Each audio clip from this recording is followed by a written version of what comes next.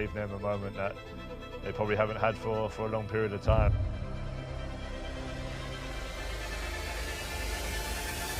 Grealish in! 2-0 England! England beat Germany at a major tournament.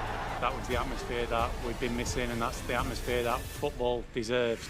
We've got to go away from Wembley, hot climate, hardly any England fans in the stadium. Every team that's still in this tournament is an excellent team.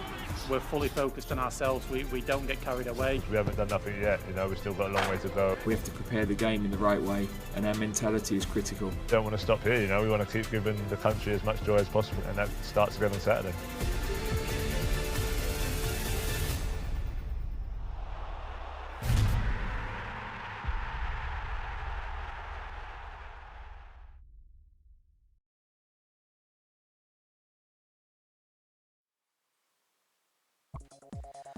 Well, you never thought that happened just a few days ago, back on Tuesday, earlier on this week. And honestly, we certainly was not expecting that performance against Germany. But England managed to achieve something that they had never ever got the chance to do for over 55 years since they last beat Germany at home at the old Wembley Stadium in 1966 in the FIFA World Cup final. And with that game, of course, with England winning over Germany, that means that they continue their journey, and hopefully their chances are increasing to hopefully go on to achieve European glory. But today is a very, very different sort of affair for England, as this is going to be the first away game for England in this year's UEFA Euro 2020 tournament. After an incredible performance from Ukraine beating Sweden in extra time, Ukraine are England's next opponents, as they are about to take place and also play at the Stadio Olimpico in Rome for the once and only time in this tournament if England will go on to beat them later on today in this episode. And if they do, they will manage to equal their best record at this year's UEFA Euro 2020 tournament for the first time since Euro 96 back 25 years ago. England last won a knockout game all the way back, like I said, that very same time in 25 years ago against Spain on a very tense penalty shootout, and it was almost exactly the same against Germany. But today, this of course is going to be another step closer to hopefully that Henri Dulani trophy. But first, once again, they have to face the Eastern European country of Ukraine, so they can reach for the semi-finals, to the semi-finals of this year's tournament for the, I think it would be now, for the second time on their team record. And of course with that, what's up guys, and good evening everybody. My name is Jack Wright, also known as JackpotButtonLewis on YouTube, and welcome to another exciting and also nerve-wracking edition of Football's Coming Home Again, my new football vlog series. And honestly, I can't believe that what I saw a few days ago. It took me quite a while to recover after that incredible performance from England, and you've got to see how passionate I am as a football fan. And let me tell you something, honestly, when I saw that game back, of course, against Germany, it was just, there was no other words I could describe it as, simply unbelievable. To quote, of course, the very famous TV presenter slash magician and entertainer himself, Stephen Mulhern, as I've been using that quite recently. I'm not just a fan of him, but he's been saying that quite a lot, and that's one of his most famous catchphrases. And also Chris Kamara, a very famous football pundit and former football player and commentator, used to say that a lot to Jeff Sterling when he commentated on most games on Gillette Soccer Sunday on Sky Sports. But all being said, before we of course talk about tonight's game, I would just like to make a formal apology for any of you that may not have seen the last episode, and I have also just been heard that it did break some copyright infringement, the last episode of Football's Coming Home Again, the Battle of Wembley. But do not fret, everybody, despite being, of course, and it was totally unexpected. I actually, some footage I got from an ITV News report, because I never got the chance to do an opening analysis or preview of the game, of the previous game against Germany, so that's why I added in a few little clips from ITV Sport and also from a few other things, all related to show how fierce the rivalry was between England and Germany. But I did get a little bit, you know, I did say some bad words, which I don't normally say, and I know that's funny enough because since my mum and dad were also there, and my sister Hannah, we were all watching it as a family. And the scenes when we actually saw Harry Kane score the winning goal, the captain Harry Kane, who is once again one of my favourite players for the England team, as well as one who's really impressed me recently, of Jack Grealish, who's done some incredible assists and set pieces in for the England team so far. Honestly, to see him back on form, because so many people were, you know, against him. And as well as Gareth Southgate for how he's been managing and how he's been getting the England team to play in the last few games. But honestly, he really redeemed himself in the last game, and I couldn't be any more happy for him. And also Raheem Sterling once again with another fantastic goal. He is still at the moment actually the highest goal scorer for England at the moment. And I never got the chance to mention, of course, in the last episode, I didn't get the chance to do my extra time spin-off episode, of course, on my spin-off series. But I've got a few of the newspapers that followed a few days ago.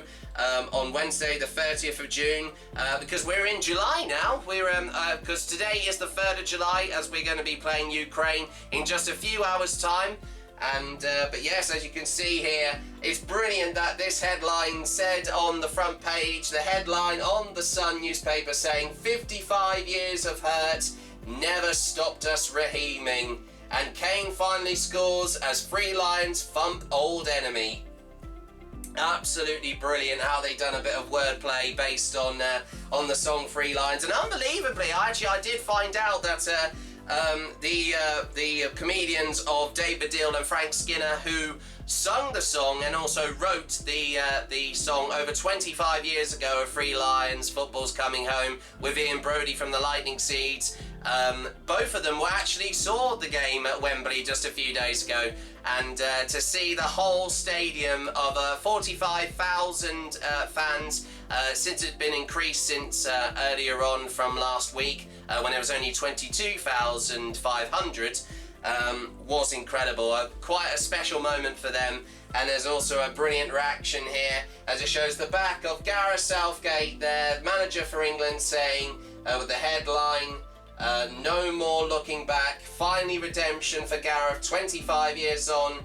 Kane, we delivered, and we're not done yet. Well, of course, they aren't done yet, as they have, if you did actually just see our little opener to today's episode, that despite winning against Germany, of course, just a few days ago, it's not over yet, honestly. For England, it is still a long way to go, and of course this will be the 3rd match away from the final tonight against Ukraine, and it may be quite an easier game than of course than Germany just a few days ago, but that doesn't mean England can't get too complacent in this game, because they have been suffering a few injuries recently from the last game, and even just recently in training. I've also just been told by our production team that Bukayo Saka, who had a fantastic game, second game against Germany just a few days ago, he won't be playing tonight as he suffered an ankle.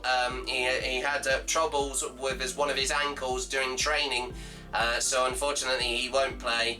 And I have heard, unbelievably, even though that he was on the bench and he didn't play over a few days ago, Mason Mount is expected to go into the team tonight and play against the Ukraine. And it'll be very interesting to see what he does there. And it's kind of funny also, going back to this newspaper headline, it says here, Auf Wiedersehen. Auf Wiedersehen there, of course, based on Auf Wiedersehen, goodbye in German. Gareth tactics blunt Germans for first knockouts since Ramsey in 1966. Absolutely amazing. What an achievement. And he also shows a diagram of the set piece there from Grealish, the incredible cross there, and the header from Harry Kane, which sealed the game for England just a few days ago. I mean, honestly, it was incredible.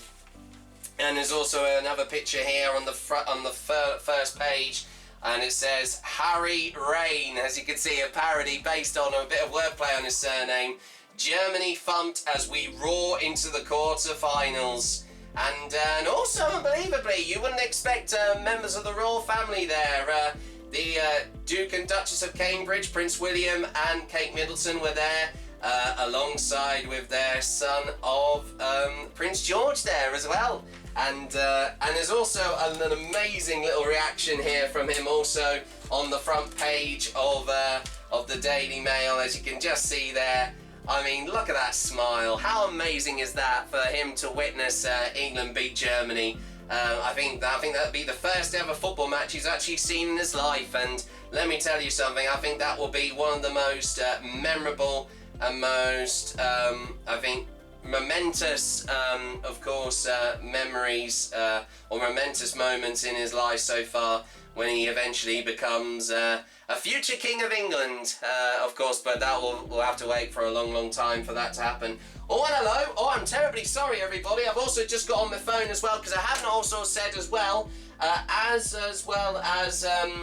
of course, us playing tonight. Currently, Denmark are playing against the Czech Republic at the moment, and whoever wins tonight, if England do win against Ukraine tonight, one of them, of course, who either Denmark or Czech Republic, they will play them in the next round back at, once again, Wembley for the semi-final. This is the only time that England are playing in this year's UEFA Euro 2020 tournament outside of their home not just home tournament, but home stadium for that matter, of Wembley. As I've said already, they're in Rome tonight at the Stadio Olimpico. And unbelievably, even though that Denmark, it was at full time just from about 10 minutes ago, and unbelievably Denmark were 2-0 up over the Czech Republic, but it's just popped up now that in the 49th minute, Patrick Schick scores and breaks the deadlock for the Czech Republic. So the current score update from the Baku Olympic Stadium in Baku, Azerbaijan. It's currently Denmark 2 and Czech Republic 1, but they need one more goal to equalise, and then it could be a repeat of what actually happened just also yesterday, for that matter, because if I have not said already, with that being said, Spain unbelievably managed to win on penalties despite a 1-1 draw with Switzerland beforehand, and they also got a red card as well. But unbelievably, Switzerland were the first to score actually, because Spain actually ended up getting an own goal in the 8th minute, and yeah, it's amazing how Spain managed to come back after that, and as well as that, but unbelievably, I think one of the biggest shocks I was not expecting also from last night, played in Munich in Germany, was that Italy, against all odds, managed to beat other favourites, tournament winner favourites of Belgium 2-1, would you believe? Which is absolutely crazy. So as it stands, since those were done just yesterday, the first semi-final that will be happening on the 6th of July, this next Tuesday, once again at Wembley Stadium.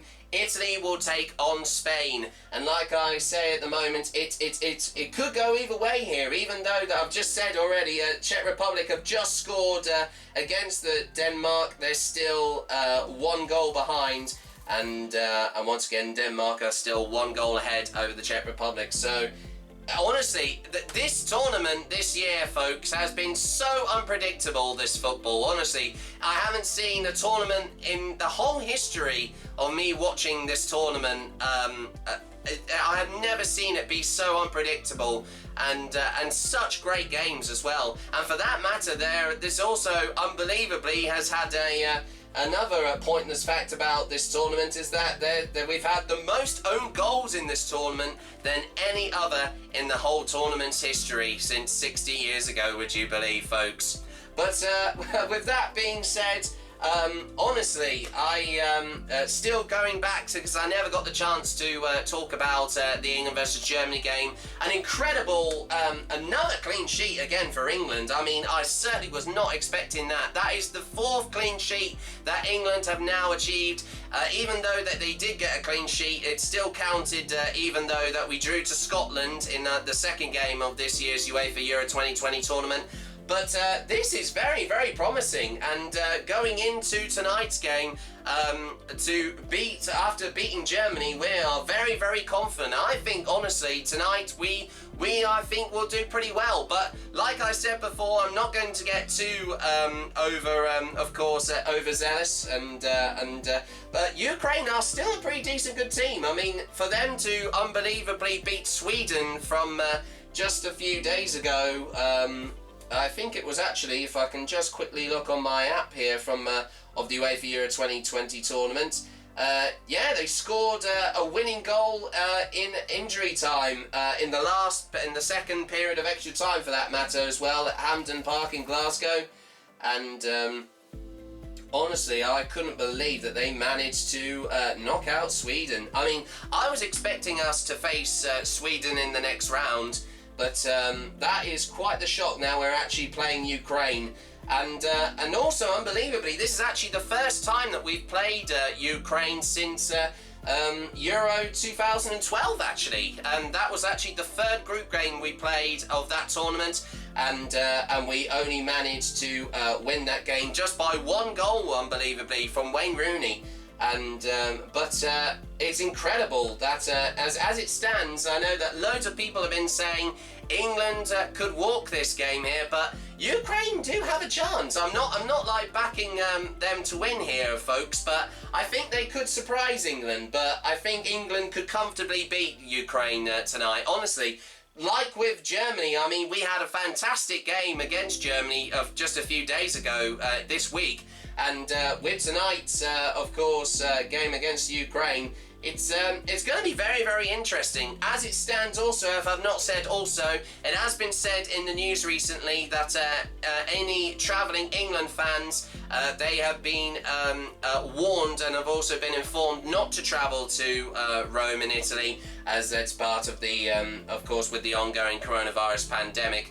Because Italy did actually get hit quite hard by the in the early, of course, the first wave of this pandemic over a year ago, back in I think it was either March or April, from what I remember, and they definitely had been through quite a lot. But I mean, for them to, like I said, beat Belgium and knock out another team favourite. I mean, to see all the team favourites, all the favourite countries to win this tournament, to see them all out, the current champions of Portugal, and also Germany, and also France, and also Belgium, like I said already. I thought Spain could actually be beaten by Switzerland. They almost had the chance, but unfortunately, the penalty shootout was a bit poor, really. I remember actually watching it quite recently. It wasn't as eventful as the ones that followed previously before that as well. But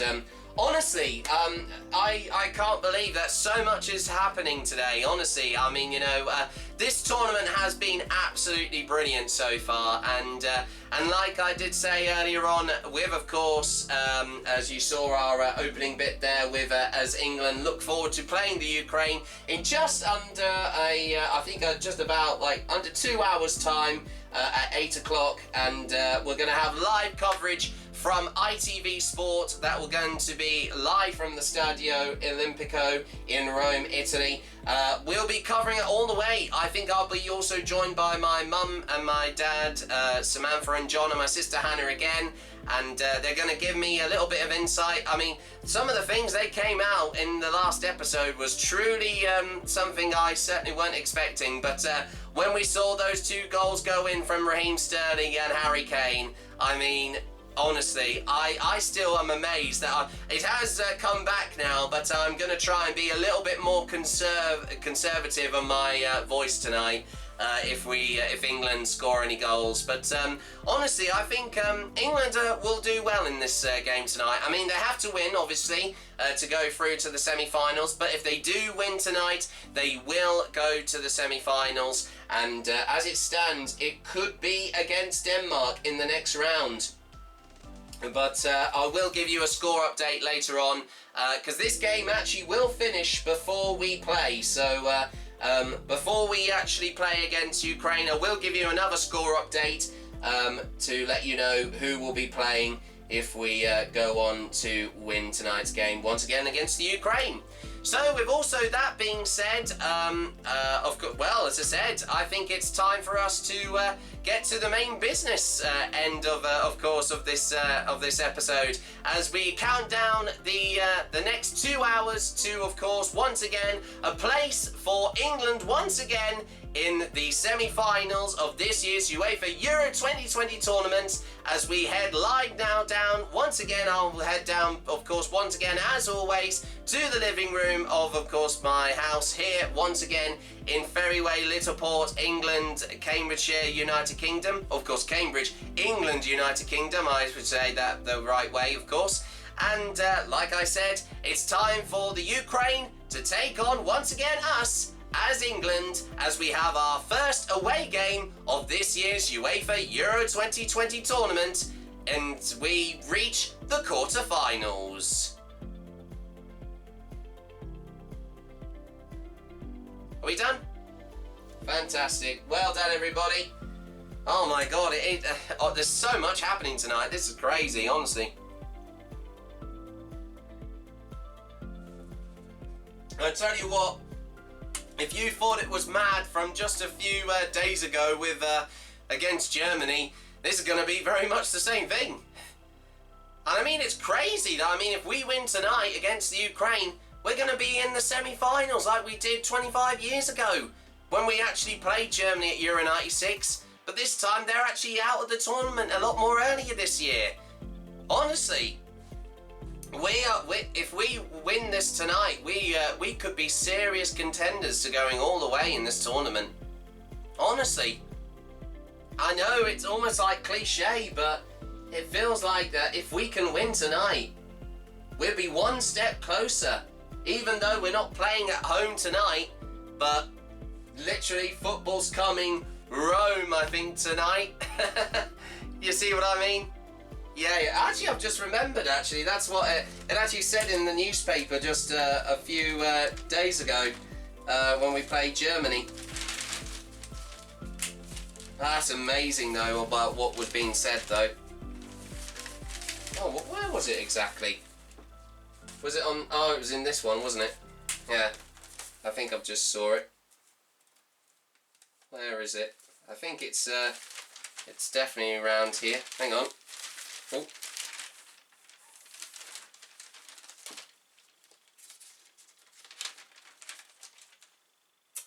Where is it?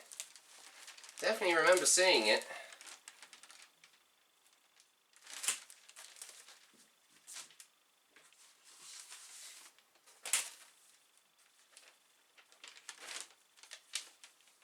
Ah, there you go, there it is. That's brilliant. Honestly, there you go. It's coming, Rome. That's so brilliant, honestly. The wordplay in reference to the song. That is incredible. Brilliant. Oh, is it still on? Oh my God, I'm so sorry. Oh yeah, sure, honestly. I know it's live, honestly. It just goes to show how chaotic this is going to be tonight, honestly. Oh my goodness me. If it's going to be just like what it was a few days ago, tonight will be no exception if we beat Ukraine today. But let's see how they get on. Come on, England! Let's do it!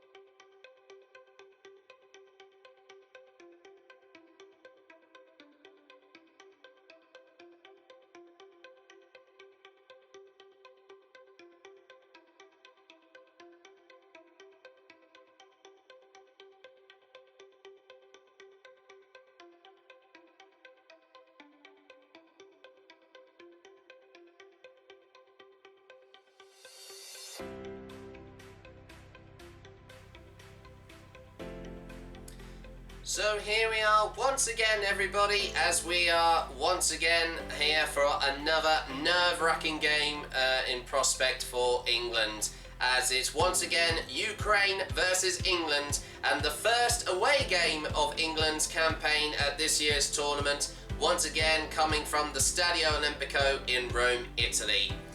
And just a quick reminder on the score update. The game has just finished with the Czech Republic against Denmark. Despite Patrick Schick getting a goal back for the Czech Republic, the final score after the 90 minutes, it was very, very close. They almost equalised in the last few minutes of the game, but Denmark unbelievably won against the Czech Republic, and the final score at the Baku Olympic Stadium in Baku, Azerbaijan was Denmark 2, Czech Republic 1. So like I did say earlier on, if England do win against the Ukraine later on this evening, we will face them in the semi-finals back once again at Wembley Stadium.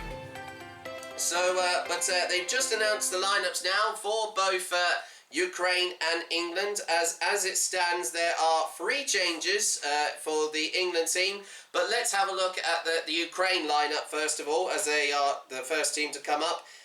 With, once again, former player for Ukraine, Andriy Shevchenko is the team manager. And they have gone for a 2-1-4-3-1 formation. A very interesting formation there. Very different to what we had from Germany when we played against them just a few days ago. Earlier on, of course, on Tuesday this week.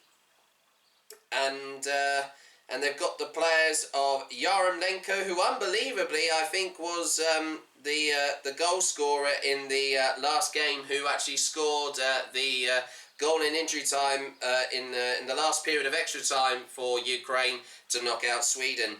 And we've also got the players of Yaremchuk, Shaparenko, Mykolenko, Zinchenko, Sidorchuk, Karadiev, Matyeyenko, Kristiyov, Zabiani, and the goalkeeper of Bushchan. There you go, I think that's how it's said there. And we've got live BBC One coverage also at the moment. I'd just like to apologise. I thought ITV had covered the game, but it turns out that ITV covered the Czech Republic and Denmark game just a few minutes from finishing on ITV.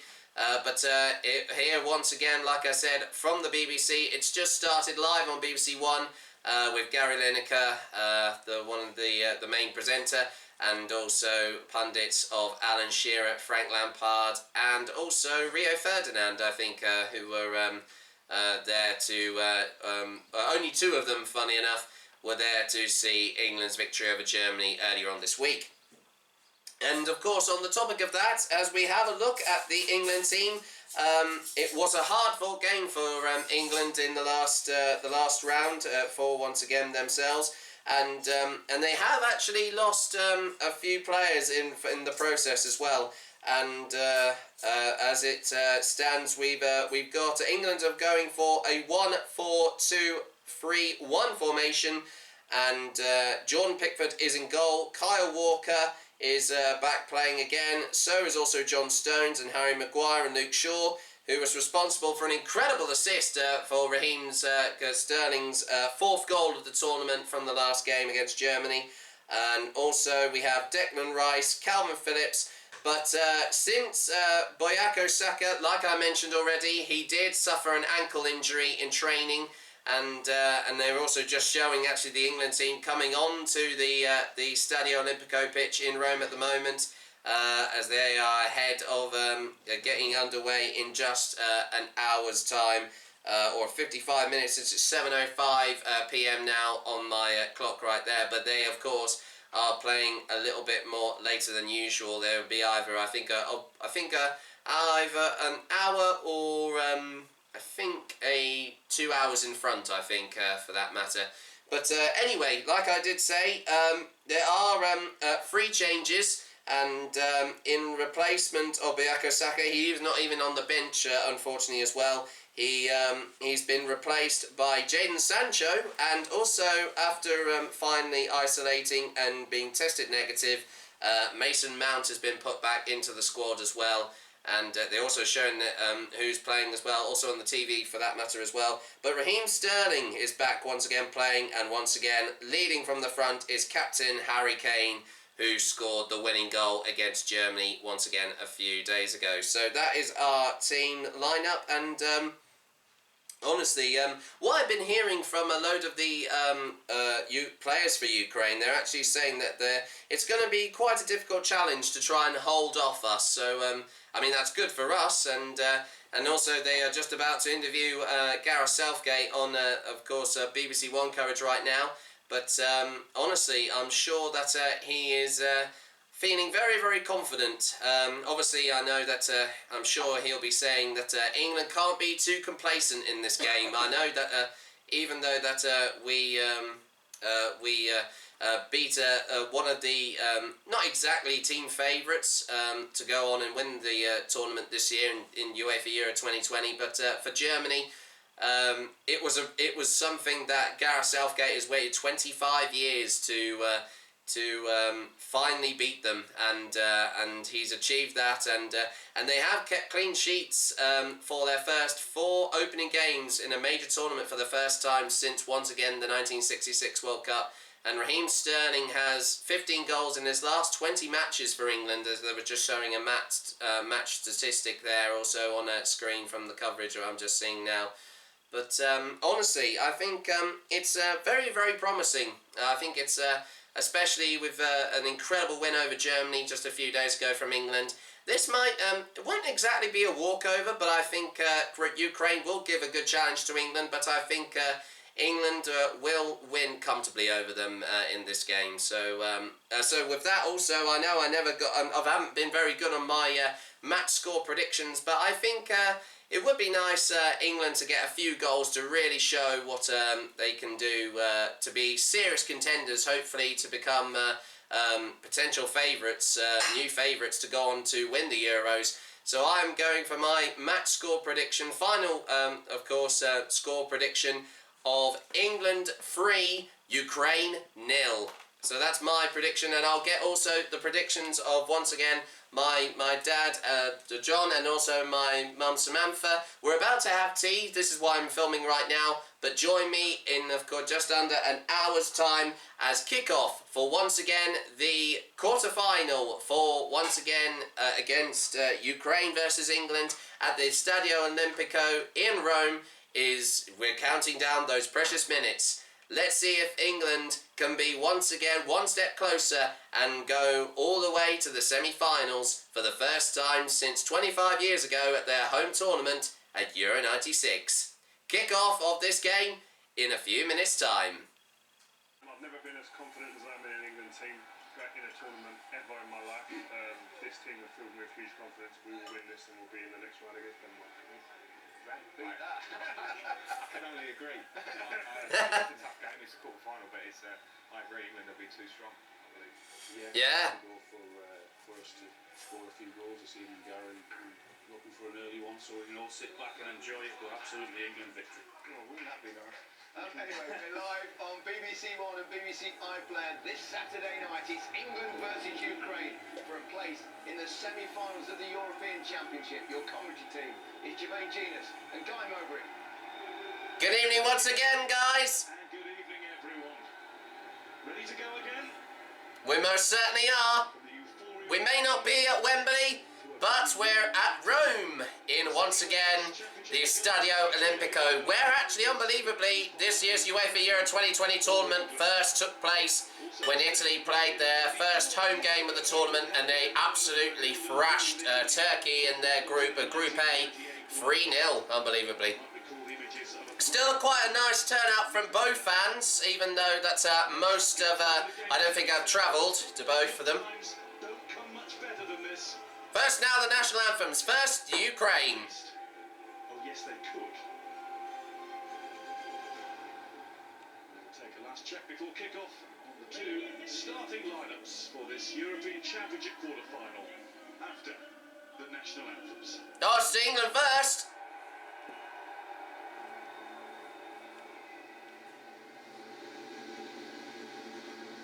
God save our gracious Queen, long live our noble Queen, God save the Queen. Santa victorious, happy and glorious, long to reign over us, God save the Queen. Come on, boys, all the best of luck for tonight. Now the national anthem of Ukraine before we get underway with the first half.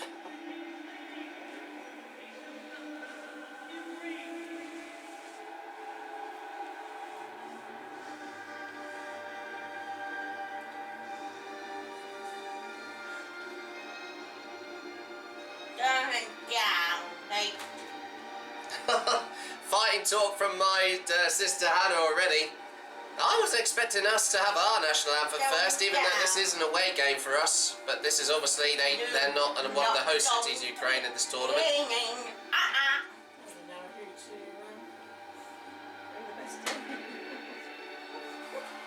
This is going to be a close one. I know England have got an advantage because of how well they've played in this tournament. They haven't lost a single game, but Ukraine have lost 2 from their group matches. So the odds are in quite a favour for us. But we'll see what Ukraine can do. But may the best team win, and very best of luck to Ukraine. It's a brilliant achievement what they've done so far in this tournament. They've worked hard to get here to the quarterfinals, honestly.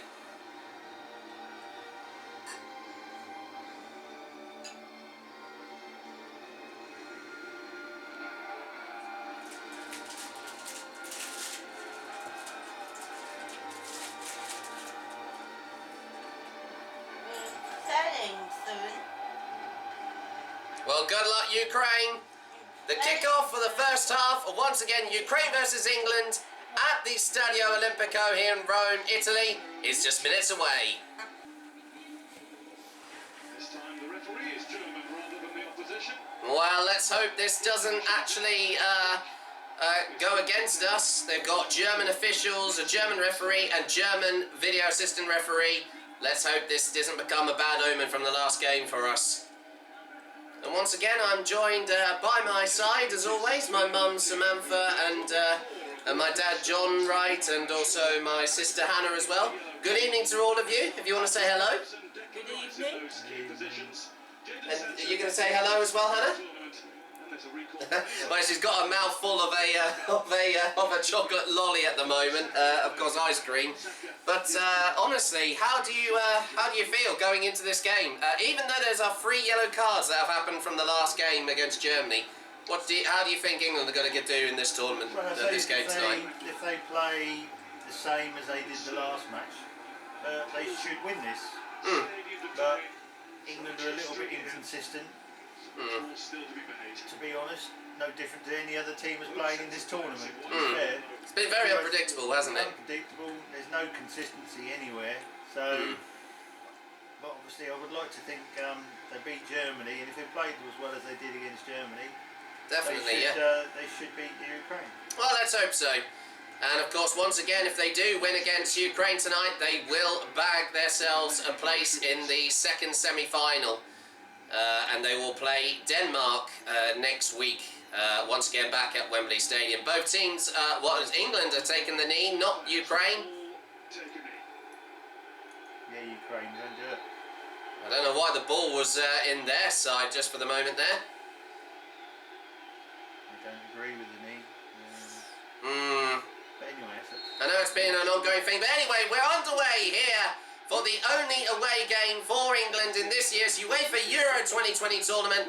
Live here from, of course, not just from there, of course, for that matter as well, but live from our living room here in our house of Ferryway, Littleport, England, of course, Cambridgeshire, England, United Kingdom. But once again, at the Stadio Olimpico in Rome, Italy, we're underway with England's chance, hopefully, to go through to the semi-finals as they are playing against the Ukraine in, once again, the UEFA Euro 2020 quarter-finals. So I was also just going to quickly also ask Dan, I know I never got the chance to mention it earlier on, what's your match prediction? I've gone for 3-0 to England. 3-1 to England. And, Mum? Manchester United bound, Jadon Sancho. You changed your prediction? Maybe that adds another little... Well, you don't mind. You're more than welcome to change. That's changed, yeah, I said 3-1. Okay, well, as I said, you don't mind changing, honestly. You don't just have to do it just because of the video. 3-1 until I said 3-1. Oh, is that all that chanting coming from the Ukrainians there? They've got a passionate crowd there. Same as me. Okay, that's fine, that's fine. No, you're saying the same as me. But wouldn't it be nice, though, if, like I said, since I've gone for a 3-0, if they do get that score line tonight, that will be their 5th clean sheet on record. I'd love to see him maintain a clean sheet. I'm sure they can. They have done it. Jordan Pickford hasn't let a single goal in for like the last few games. So, they've got the chance. So what are you saying? 4-2? Well, you need to clarify yours just to be sure. You can't change. Unless you're predicting the score at the end of the first half, so. Yeah, I'll do that. Okay, fair enough. Well, anyway, now following on with the game, 2 minutes have just elapsed. But that's a great early attacking chance for England here. They need to cross it, make use of the full width of the pitch. Get it over. Yeah. Get it over. Go on, that's it. They see it listening to me. You're like being a prophet again, like you were in the German game. They're putting numbers against the England goal, so they need to move the ball and use the width of the I think this formation that Ukraine are using, they are trying to find gaps in it. So they need to go across the game. Sorry.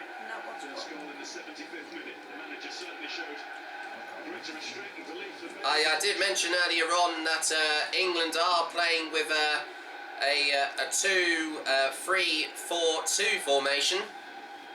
But a slightly different one from Ukraine. Oh, but here's a chance. Oh! Down in the penalty box, but referee lets it go.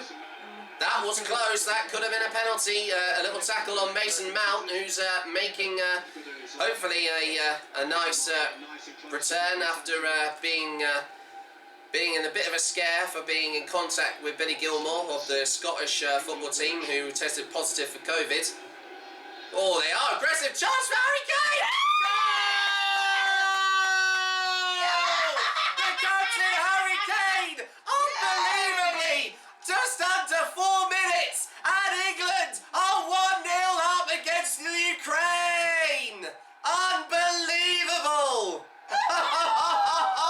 I did not see that coming so soon!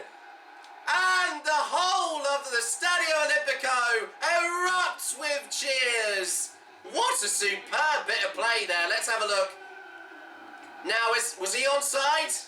Looked alright to me. Oh, that looked close. That looked really close. Close, but it looked alright. Well, I know, but I'm just saying, I mean, you know, I'm not sure if the referee will look at that, but that was a brilliant chance there. Great little pass from Raheem Sterling, straight to the captain. And yeah, well, the Ukrainian goalkeeper didn't even put his hands on there. He just kind of just went to slide in, but he was just too late. Goalie cocked up really. That was poor defending from Ukraine there. But the goalie didn't even lift his arms up. That's what I said. I just said that now. No, it does count. There we go. So to clarify, unbelievably, just under 5 minutes in the game, and England are already 1-0 up over the Ukraine here. What a start for England here. I think we could be in for a very high-scoring game here if that early goal's anything to go by.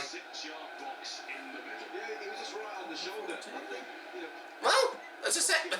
Anyway, see how they respond. Honestly, well, let's see how the game comes up. But we're definitely, with that goal's proven that we are the stronger team. What a superb start, honestly. Fantastic start. That's the quickest goal I've ever seen from England in this tournament so far. If we get a second one in reasonable time, honestly. Oh yeah, well, that'll be that early goal is that set us up perfectly. If we get a second one in, that'll be us in a perfect situation. We've had Ukraine rumbled already. Hey, and the early chance of football's coming home. Well, it may not be a home game, this one tonight, but like I've been hearing in newspaper reports recently, football's coming Rome though tonight, because since it is being in Italy. Oh, chance here for Ukraine. Good defending from England though. Great goal. That was a great early chance. I can't believe it. That goal for that matter was so easy. That was poor defending from Ukraine there. Made it look easy, Jack. I didn't as easy as we think. Oh, I know, but I'm just saying. I mean, you know, that was a great little pass there, or great assist there from Sterling. I didn't think he had the same. he could do that. Actually, that was the same situation come up on the previous match with Denmark. Oh, you meant when Denmark played against the Czech Republic? On the previous matches, they're almost an identical situation. And when the guy, I can't remember the guy, the forward who was past it, the equivalent to Kane, when he done it, it actually hit the goalkeeper's leg, which was stretched to the side. Yeah, I remember that, Kane, yeah. Yeah, you remember? Yeah, you was here, weren't you? Yeah, I did watch it. I remember Kane watching it. Pulling on his experience, he hiked it up, lifted it up, get it in the top part. Yeah, he didn't have to use his... Oh, hello. Makes it more difficult for the goalie. One of the Ukrainian players was clutching onto his right foot there. I hope that wasn't a stomp there. Oh, that was unfortunate. He's trying to get the ball. Oh no! Don't show a yellow card, ref. It wasn't Jack. God, that he was lucky. He was lucky because I know he tried to get the ball there, but I honestly thought referee was going to have none of that. No, stop being to do people in close. No, I'm not. Just... Close contact like that. Of course, there's going to be times where they hit ankles or hit shins or something. I know it can be a rough game, Dad. I totally understand. Anyway, free kick to Ukraine. Oh. Good defending once again from England. Cleared out from Harry Kane.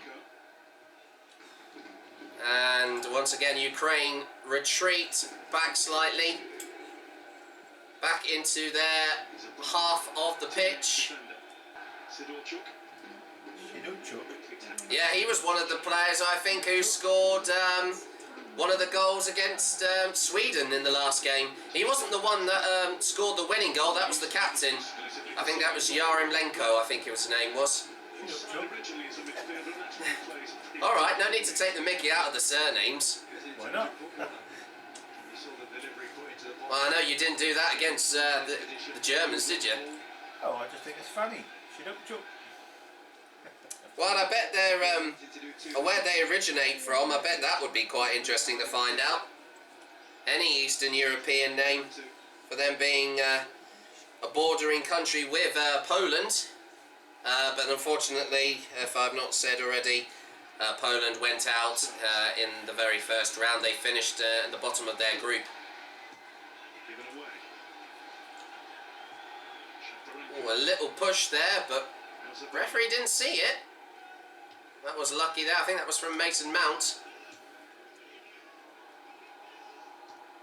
But a superb opening start for England here. Once again, to clarify, as we just come up to the first 10 minutes elapsed of the first half, it's Ukraine 0, England 1.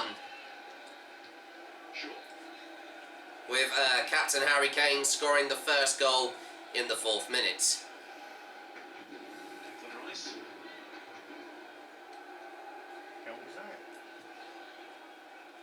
Yeah, they're trying to bait, I think, the players here. They're trying to bait the Ukrainians here. I can see. Noise. It sounds like explosions going off, doesn't it?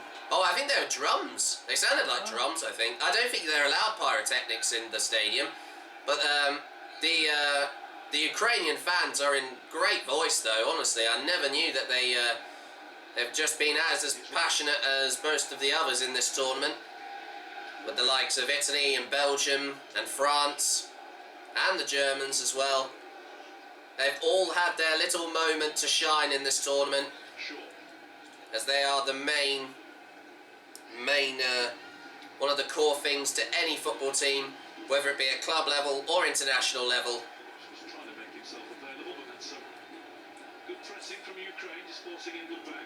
And the great song, which I know that we've been playing quite a lot in this series of Football's Coming Home Again, of We Are the People, the official song of the tournament of UEFA Euro 2020, written by the great pairing of U2, Bono and The Edge, and Martin Garrix, very famous Swiss, sorry, I was going to say Swiss there for a moment, Swedish electronic music DJ. I've been listening to it so much, though, for almost every single game. They do play it before every single game. But here's a chance for Ukraine here as we continue on with the game. But a very soft cross there, not threatening enough for England there. And England, once again, defend that with no problem. That was quite poor, wasn't it, really? I was going to say that was quite poor, Dad, I agree. But they have had a few chances, and there he goes. It shows Harry Kane. That's his 2nd goal in 5 games, as they show the replay of that early goal. That was a great little bit of a play there from Raheem Sterling. A nice little through ball to Harry Kane, and then it was an easy finish. And look at that. And a passionate celebration. Gareth Southgate likes that. Oh, and some very unusual reactions there for some young Ukrainian fans.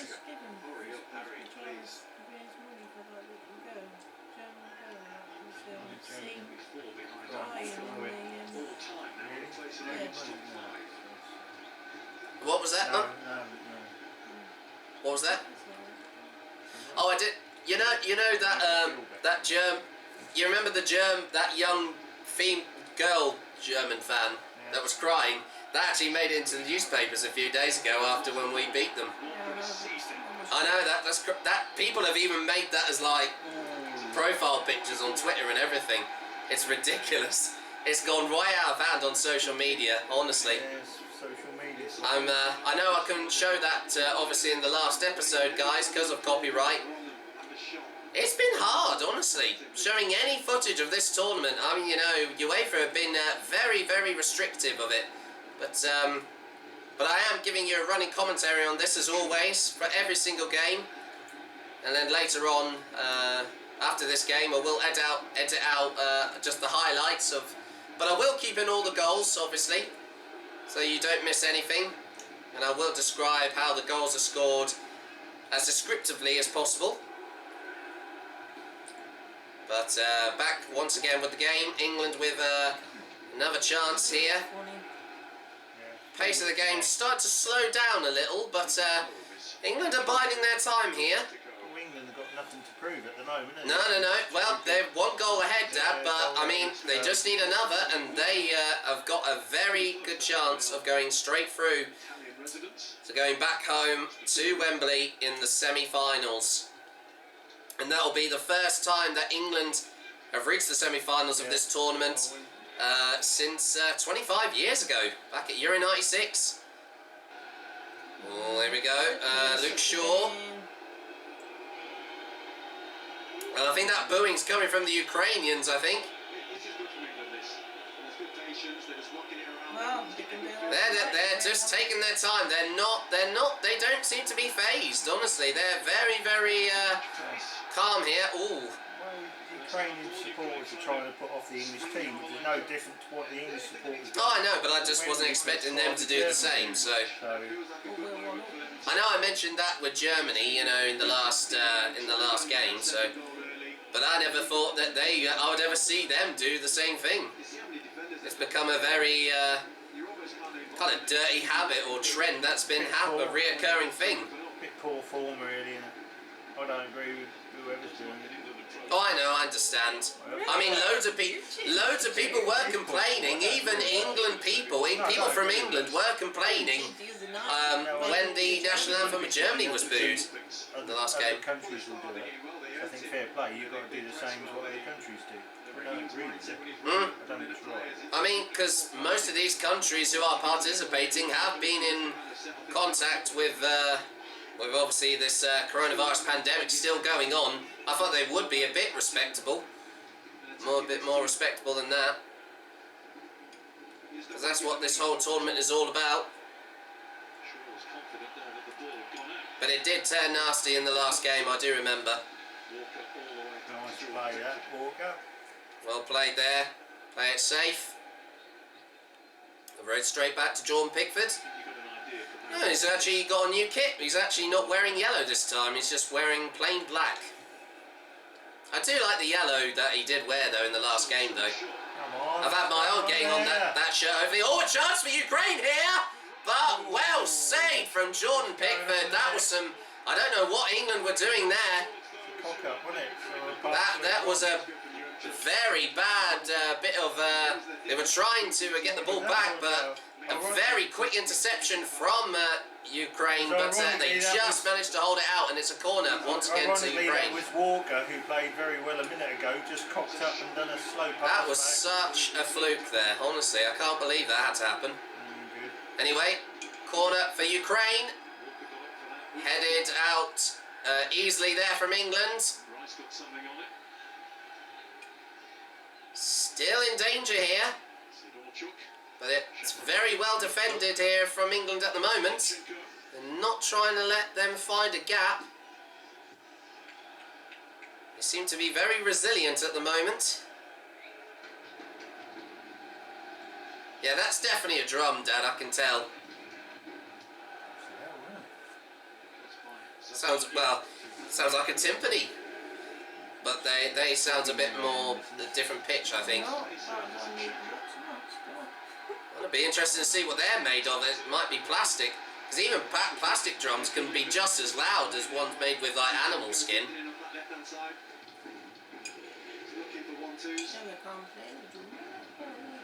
One thing that's really important to understand as well, especially about this Well, competition, they only just need a drum beat, and then I think they just need to use their voices for all the fans from their part of...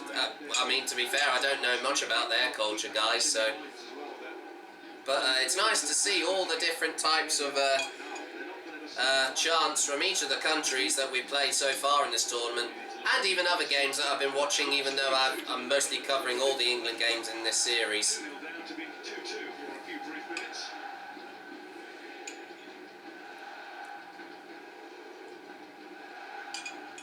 Hope you weren't talking about this game there, Guy.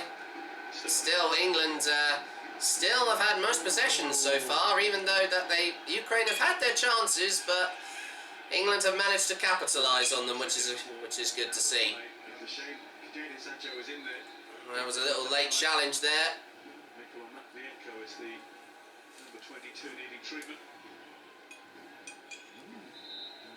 Once again, as we just coming up to almost the halfway mark of 22 minutes. It's still Ukraine 0, England 1. Wasn't the English player, right? He did that himself. It's a 50-50, wasn't it? Oh, it looks. I'm not sure if he just caught his ankle there. His ankle, yeah. This is the trouble, you see. It's fast No, play. not with, Someone just... no, the English guy didn't. It was the way he landed. So it's- That he did look a bit unbalanced there, to be fair. He went over and he's up. He didn't even have to catch that, and there's a nice shot there of Andriy Shevchenko, the Ukrainian football manager, a former player for Ukraine. He actually did play the last time that both England and Ukraine last played in this tournament, all the way back in 2012. With and they narrowly beat the Ukraine 1-0, and even though that it went past the goal line, Wayne Rooney managed to score a goal, even though that I think the ball actually went past the line, even though he was going to kick it in the net beforehand. Andriy Shevchenko was playing for Ukraine at that time, so yeah, again, ice pack on the Ukrainian player's ankle there. As also my dad John just mentioned that as well. Slow the game down once again. The thing is, they don't desperately need a goal, don't they, just to pull the score back at the moment. Well, yeah, but I mean, well, as it stands, I know England have had more possession, even though Ukraine are starting to find their chances. With another late challenge there on Raheem Sterling. But he did pull his arm there. My God, how did he not get a yellow for that? So you don't get a yellow for every foul, son. Well, I know, but I'm just saying, I'm still annoyed with what happened with Harry Maguire in the last game. All right. What's they got to do with that? Well, no, he got a yellow card just for getting touching someone's back. Yeah, no, I think that was pathetic. Yeah, that was. Yeah, and that guy I was going to say earlier on, guys, that 3 of the players of Declan Rice, Calvin Phillips and Harry Maguire are currently on yellow cards, but as it stands, if they don't get a yellow card in this game tonight, if England do go through to the semi-finals, another chance here for England! Oh, no one was in the box to get the ball. Oh. I think they're all clear at the end of the quarter-finals. They clear all the yellow cards. That's what I was going to say. They will be abolished. Right. Which is that will be quite a relief for all of them. So, which obviously Harry Maguire and Calvin Phillips are both playing at the moment, and Declan Rice, but they need to play cautiously in case that they, if they're going to have any chance to play in the next match of this year's UEFA Euro 2020 tournament. Still the ball in danger here for Ukraine. Oof. That was a little late challenge there.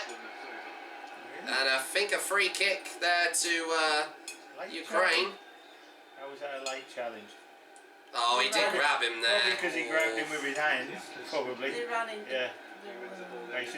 They need to be careful here. The other guy meant the other one. Yes. But yeah, Luke Shaw did definitely put his hands on one of the Ukrainian players there, so I mean, there was proof there. They showed the replay.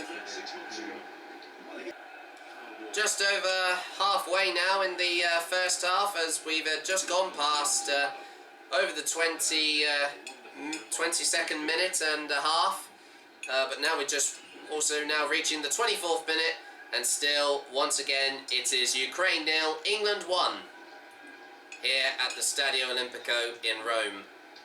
Another chance, there are loads of whistles and boos from the Ukrainian fans, but the England team seem kind of oblivious to it, really. Well, they have to be, don't they? Because well, we haven't I got know. many English supporters there, are we? I don't think we were allowed to travel there. There are a few, but I didn't know how many there were there, so... English fans. Well, when we scored though, I did hear "Football's Coming Home" though chanted. You know, that's become like the reoccurring chant that has been a real signature part of this tournament for England's run here so far. Very comfortable. They've got a lot of players out there that are very comfortable on the ball. Happy to receive it in tight spaces. And I'm sure it will be sung once again by over 60,000 people if England once again go on to win against Ukraine here tonight, and they will go through to once again the semi-finals. And if they see a possibility of They're breaking doing a through, Scotland they don't thing, need to but at least England got one Yeah. in this time. just knocking it around. Well, I mean, yeah, Ukraine are just being defensive here at the moment. No, but they don't need it, but they want a bloody goal. They want to get the ball. Well, no, England do. No, Ukraine do. They've got Oh, I to didn't know score you a were goal. meaning Ukraine, sorry. Yeah, they've got to equalise. They've got Oh to yeah, score a I goal. understand, I understand. There's no good. And all they're doing is defending the England goal. England are quite happy just to chap it around, do a bit of a passing Even game. in despair. Oh, the manager will go nuts at them at half time if they keep playing like It'll be this. very interesting. For God's sake, chase after it. But Gareth's looking very calm and collective so far. Good throw there, Raheem Sterling. Oh, but Look at the man in yellow easily shirts. blocked off there from the Four yellow Ukraine. shirts in front of him. Well, I know, but he could have. Could have been someone there, but no one was in there in time for a cross. Oh, goal. Stay in the goal! Come on, Jordan. What are you doing, man? What was that all about? He's never done that. That's a bit silly. He got away with it. He almost done the same thing what the German goalkeeper did at the end of the... Oh, offside, unlucky. It's a stupid little pass, that. Yeah, thumbs up from Jadon Sancho, though. Happy to do Good little chance there for Jadon Sancho, who's once again back playing for England in this game tonight. But the momentum is swinging England's way still here at the moment. Even though there was that a bit of an erratic pass there back, even though Jordan Pickford, I wasn't expecting him to go out of his goal there. He's normally quite a defensive goalkeeper. But still at the moment, like I have not mentioned already, he's not let any goals in so far in this tournament. And England have kept a 4 clean sheets so far. And if they go on to...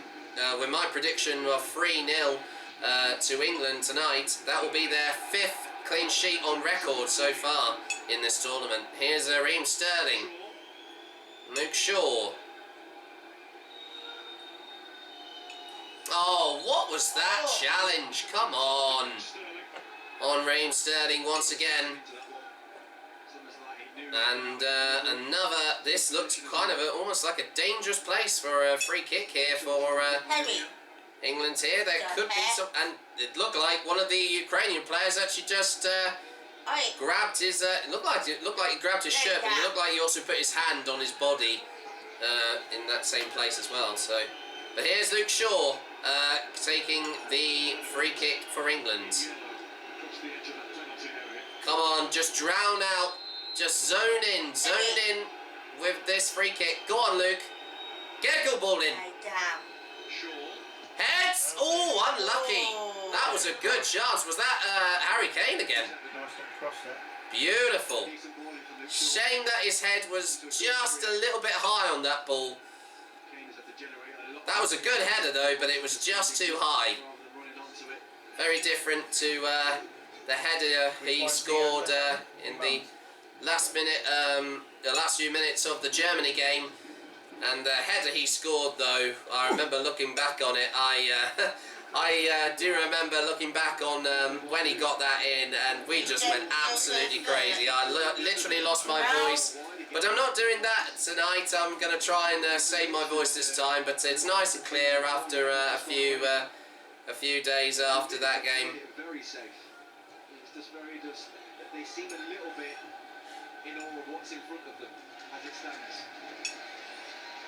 More than made to hurry with playing out from the back, that sort of thing is happening. Yeah, it's credit to the team. You know, I think that what they're doing really well is when to drop off as a team and when to go and press. And that togetherness of dropping off is making them very compact and tough to break down. And like I said before, they just wait for that, this is England, they just wait for that moment where there's a back pass. And then they're on you, and I just think Ukraine are just struggling to find the players to get themselves in the game. Brilliant from England, though. I totally agree. I totally agree there, Jermaine Jenas. I know that I know you weren't expecting me just to be that quiet for that period of time, but it's nice some of the comments here that both Guy Mowbray and Jermaine Jenas from once again BBC Sport commentating on this game this evening from once again the Stadio Olimpico here in Rome, Italy. As we're just coming up to the 31st minute, and once again England still lead against the Ukraine 1-0. But since Ukraine are the first team, it's 0-1. He's got so much license to go, you know, Jayden. You'd hope that Kyle Walker's behind him and Phillips going, go and do what you want to do. Go and do what you do in the Bundesliga week in, week out. Because you're tearing that place up. So just do that for us, because we've got the security here. And that's, you know, that's all you want to hear from it if you're an attacker. Most certainly.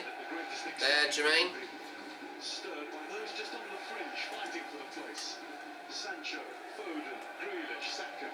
Well, you imagine Foden now on the bench, you know, watching on, as we saw from Saka when he came on. I think he is on the bench at the moment. The bits get on the pitch today. There's Sancho. Be interesting to see if he does actually play. I know that he hasn't been playing recently, but he's had a few good chances. But unfortunately, he hasn't scored yet. But he's come close. But very close. This thing to the goal that to a goal that he's scored is hitting the post, and that's happened 3 times for 3 separate England players in the last few games. That's a good ball there from John Stones to Luke Shaw. Raheem Sterling. Oh, go on, cross. Oh, unlucky. Nothing. What was there? No chance. Oh, what target. Well saved. That was Declan Rice. Oh, what a chance again for England. Brilliant. Brilliant to see Declan Rice get a shot on goal. Yeah, he can. Oh, Ukraine are on shaky ground here at the game. I've noticed at the moment we're getting a lot of power going up the left with Sterling and taking them on. You don't see much there on the right hand side. I think we seem to be. That seems to be our preferred side of the yeah. Well, the of Ukraine manager will probably know that, and tactically he'll keep a bit more players on this side. I'd like to see him push it a bit more over on the right hand side. That Mason Mount's over there, isn't he? Yeah. He ain't really using him a lot.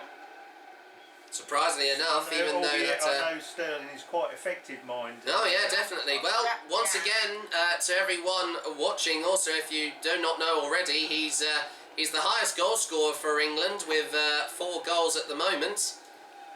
He scored 1 goal against Croatia, and also 1 goal against the Czech Republic, and also he scored another goal against Germany. I know I did count 3 there, but I have a feeling he could maybe get his 4th in tonight's game. I can maybe see that being, hopefully that might happen. A shame that strike was straight at the goalie. Yeah, and amazingly he managed to, well, he did catch it, but it then bounced off his gloves. I thought he would literally just catch it and try and kill the energy in the ball. That's what normally John Pickford does. I've seen him do that in training. Or sometimes he puts his head over the ball, like he curls up, like in a ball, like he does like a tuck position, like what they do in like diving. Nice to hear once again. Football's coming home. The chant once more as they stop play for the moment. And I have a feeling there might be an early change here for Ukraine. One of their players seems to be wincing at the moment and limping slightly. There you go. Yeah, referee has stopped play as the whistle goes. Well, as he goes off, and it looks like, yeah, they are going to have a substitution here for the first time in this game for Ukraine. Victor Sturasnikov, I think that was his name, Fantastic. goes on. What's his name? It sounded like Sturasnikov or something. Sounds like it. My apologies if you are Ukrainian and if you do know the player. I've got a nasty cough. Yeah, I see what you're doing there, trying to be witty there, but yeah, bit of a dad joke there. You in Sinastikov? Oh, God's sake, honestly. I'm trying to be serious here. Honestly, I know it's nice to have a bit of humour, but that's no laughing matter. They had 57% possession there, England, of the ball. That's interesting. Well, only 46 to Ukraine. Yeah, we'll be interested in possession in what half of the pitch, because there's not much possession in the England half of the pitch. The territory, that's what they would call it. They don't normally show that statistic normally now. They normally show that in rugby now. I'm quite happy the way England are playing at the moment, to be fair. I was just going to ask you, how do you think England have played so far in this first? I think they're doing alright, you know, nothing amazing, but, but I think they're playing well, and as long as they keep it away from the England 18-yard box with the odd time Ukraine go forward, happy days. I think it'll only be a matter of time till we get another goal in the... Yeah, well, we had another chance there with Harry Kane, and that brilliant chance there from Declan Wright, and that was on target. Oh, chance here for Ukraine, bloody hell! I wasn't expecting that to come out of nowhere, but well, once again, defended from England. I was just saying, I'll also just quickly say the stats as well, actually. Jermaine Janus has been saying in commentary that he said that they pick their moments to put pressure on and then how to kind of hold back, if that makes sense. So they're being very methodical in this game, which is interesting. It's even the placing of those Ukrainian attacking there. They weren't even in the middle in front of the goal for the guy to pass it across to, was he? Yeah, they're way over, far too over to the left, and two of them went one in front of the other. It's their positioning is quite. Yeah, with that chance just then, yeah. It would be. I think the way they're playing at the moment would be a little bit unlucky. But we definitely do have the upper hand here. Amazing chance though there, even though that was on target for Declan Rice, as we I just saw a few minutes ago. That could have been 2-0, and there's another late challenge. Once again, look at this! Raheem Sterling is getting very frustrated. He's just being a marked man at the moment here. He will, because he's a threat, so... Well, I know, he's like Jack Grealish, even though that he's on the bench at the moment. We do also have him in, of course, in England's lineup. Once again, dubbed there... as I think I'm making this a reoccurring thing on my series. He's England's trump card in the team so far. He's provided 2 brilliant assists in the last 2 games, alongside with Luke Shaw as well, for that matter.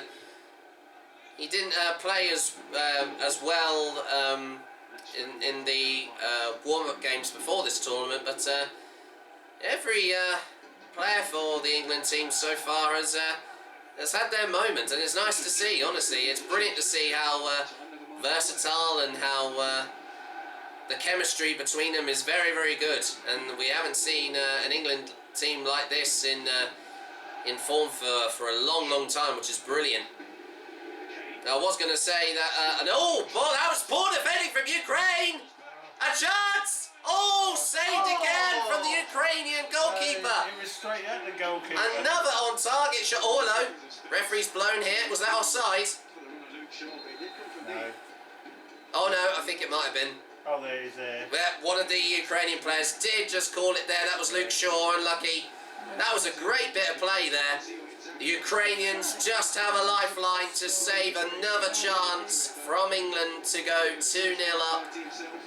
And once again, as it stands, as we're coming up to the last 5 minutes of the first half, once again, it's Ukraine 0, England 1 here once again at the Stadio Olimpico in Rome. But 2 brilliant chances from both, once again, Raheem Sterling and Declan Rice. It won't be long until they get a second goal, honestly.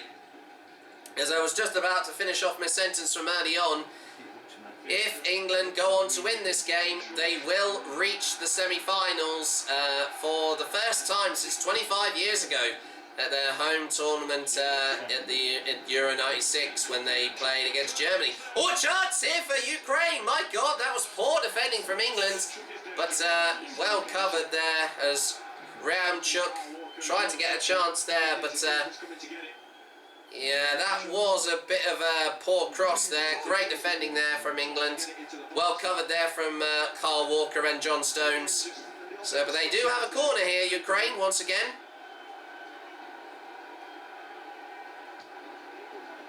Good ball, but headed out. Oh, there was a holding of a player there. What was that from Ukraine there, I think? Yeah, yes, that... Bloody hell, what was he doing there on Declan Rice? He had his arm around his neck. Oh my gosh. This is ridiculous. Ukraine are getting a bit frustrated here. They need to be careful here. They might end up getting a few players in the referee's handbook if they're not careful. It won't be long until they may be playing in yellow shirts, but they'll definitely be seeing a little yellow card raised above their heads if they are not careful, and will be cautioned in this game. Ukraine seem to have been finding a few counter-attacks. They've been really trying to capitalise on the little mistakes that England have made so far, but they haven't made many. They have had a little bit of a few fluky chances, but England have managed to remain calm here, which is brilliant to see. And I was nervous, I was going to say earlier on, guys, about Ukraine in this game, because the way that they played against Sweden previously, I thought they were going to be a serious threat in this game, which they are still, but I'm quite relaxed that we are 1 goal ahead, but if we can get another goal, which we have had the most chances so far than Ukraine, we will be 1 step closer to the semi-finals. Oh, another chance here for Ukraine! Desperately headed out. No chance, but it goes wide. My God, that did go off target. Yeah, well, I don't blame him, because he is getting a bit frustrated, like, you need to defend better, lads, or whatever. Oh my God, there was a lot of spin on that ball. That's lucky. That went off the wrong side of his right foot there.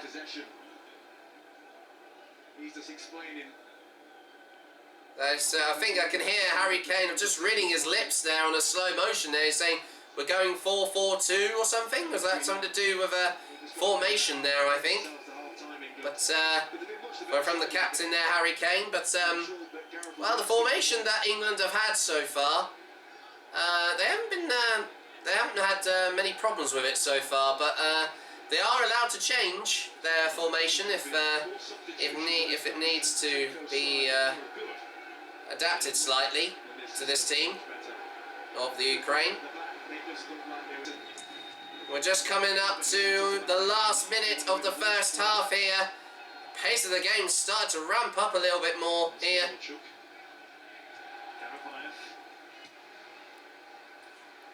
I knew Ukraine would be a little bit frustrated here, Dad. Honestly, they are desperate to try and equalise, but they have been playing a little bit dirty recently. So I won't be afraid in saying they might get a few players in. They might get a few yellow cards from the referee if they're not careful in the second half.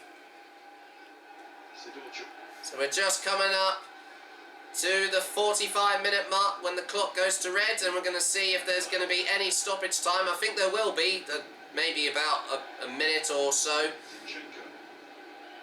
from the fourth official, who's from Spain, who's the only one because most of the officials in this game are German. Here's a counter-attack here from England. Oh, look at this, great run here from Declan Rice. Oh, unlucky.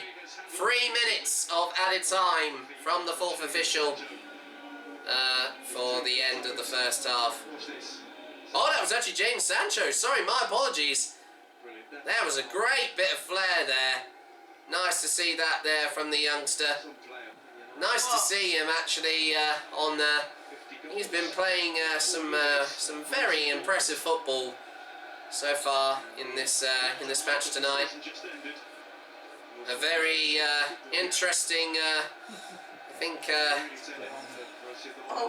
bit of a frustrated look on Andriy Shevchenko, the Ukrainian football manager. Came to the fore with some top performances and made sure of it. Such a strong-minded individual. Joined Manchester City from Watford at 14, left for Dortmund at 17. Crazy. So young. And he's only in his early 20s now, Jadon Sancho. One of the youngest players alongside Jude Bellingham, who is the youngest, who just in the last game against Germany just had his 18th birthday recently. Oh, that was a great little run, but well defended from Ukraine. I was going to say, it does go out for a corner. This could be a chance for England to get another goal. See, Sterling's changed sides and he's down the right-hand side now. Because it feels like he's going to try and he's just adapting it here. Oh no! Oh, it's a goal kick. Oh, that's surprising. I don't know what the referee was thinking there. I'm sorry. I didn't actually see that. I thought that was some desperate defending from Ukraine, but I think they just managed to hold off Raheem Sterling there, and he just missed his chance there to go for England to go up to 2-0. The last minute of injury time here.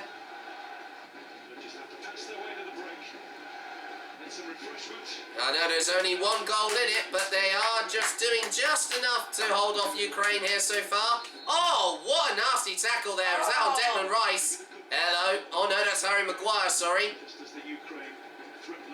Ooh. Don't help him up. Oh, look at that. Well, that's... I wasn't expecting that. You can't believe that. And he's done a little elbow on his back. The elbow pushed him and he handed him, and the other player come along and said, "Oh, you don't help him up." Really? No, ref's called him back. I can't see what's happened because Well, that's a red card now. Well, I'm not sure if it's a red. That might be a yellow. the ref got involved. I don't know what the referee done. That didn't look as violent. Oh God. Normally, a player who does serious foul play would normally get a red card normally. Got an attitude on it. They're being quite distant so far. They need to be careful. They might get yellow cards here because you can't do that. Gosh, that wasn't played in. Well, a bit of drama at the end of of the first half, but despite all that, a great early goal from the captain Harry Kane, and England, despite being 1 goal ahead, they are getting 1 step closer to going to the semi-finals. Half-time score here at from the Stadio Olimpico in Rome. It's Ukraine 0, England 1. Second half in a few minutes' time. Just about for now. Let's leave the numbers behind for now. Crack on with Felix Brick's whistle to get the second half started.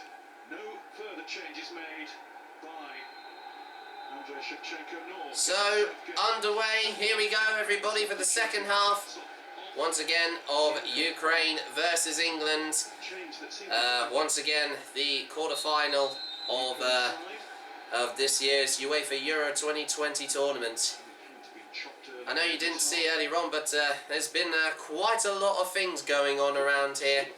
And I understand, I know England have had the upper hand in this from the first half, but England have had they're looking in good shape here, but also Ukraine have had their moments, but they haven't capitalised on any goals yet. But it's still Ukraine 0, England 1 as we go into the second half.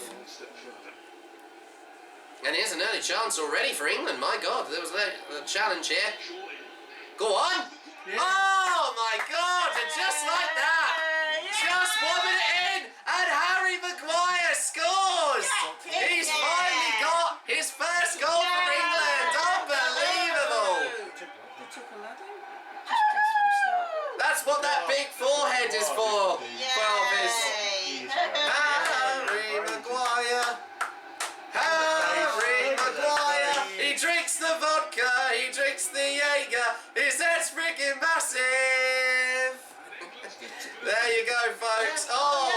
nasty challenge. That's what gave the free kick to England. A challenge on Captain Harry Kane. That's why we got that. Unbelievable. What a header. That was a great bit of play there from that set piece. Unfortunately, Kane getting... They'll pound it. There you go. Cool as you like. Yeah, I know, but it's worth Kane getting it. Brilliant. Get free kicks like that. Well, I think Ukraine are just losing it now. They showed reactions of Ukrainian fans. They are distraught at the moment. But unbelievably, after that fantastic, just almost like a repeat of the first half, once again, and only just the first minute of the second half for that matter, if I can even get it right as well, because I'm in total disbelief that happened. It's once again Ukraine 0, but now England have get a second goal. It's Ukraine, once again Ukraine 0, England 2. What a superb start once again for England. They're in cruise control here at the moment. The mood has definitely changed. Honestly, that was so cool as you like. Honestly, England are... I had a bit of a knowing that they have got a great chance to prove that they could be potential winners. Hopefully, favourites to go on and win this tournament, honestly.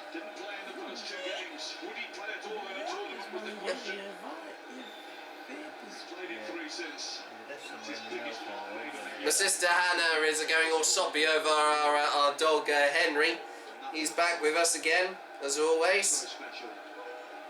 Great goal. Unbelievable. That's becoming a reoccurring thing, like I actually did say that right at the beginning, to quote Stephen Mulhern, at the beginning of this episode. But what a superb start for England. And I'm not even nervous, right? The nerves are gone. We're so relaxed right now. And this is a quarter final. This is unbelievable for England. This is an incredible chance for England here.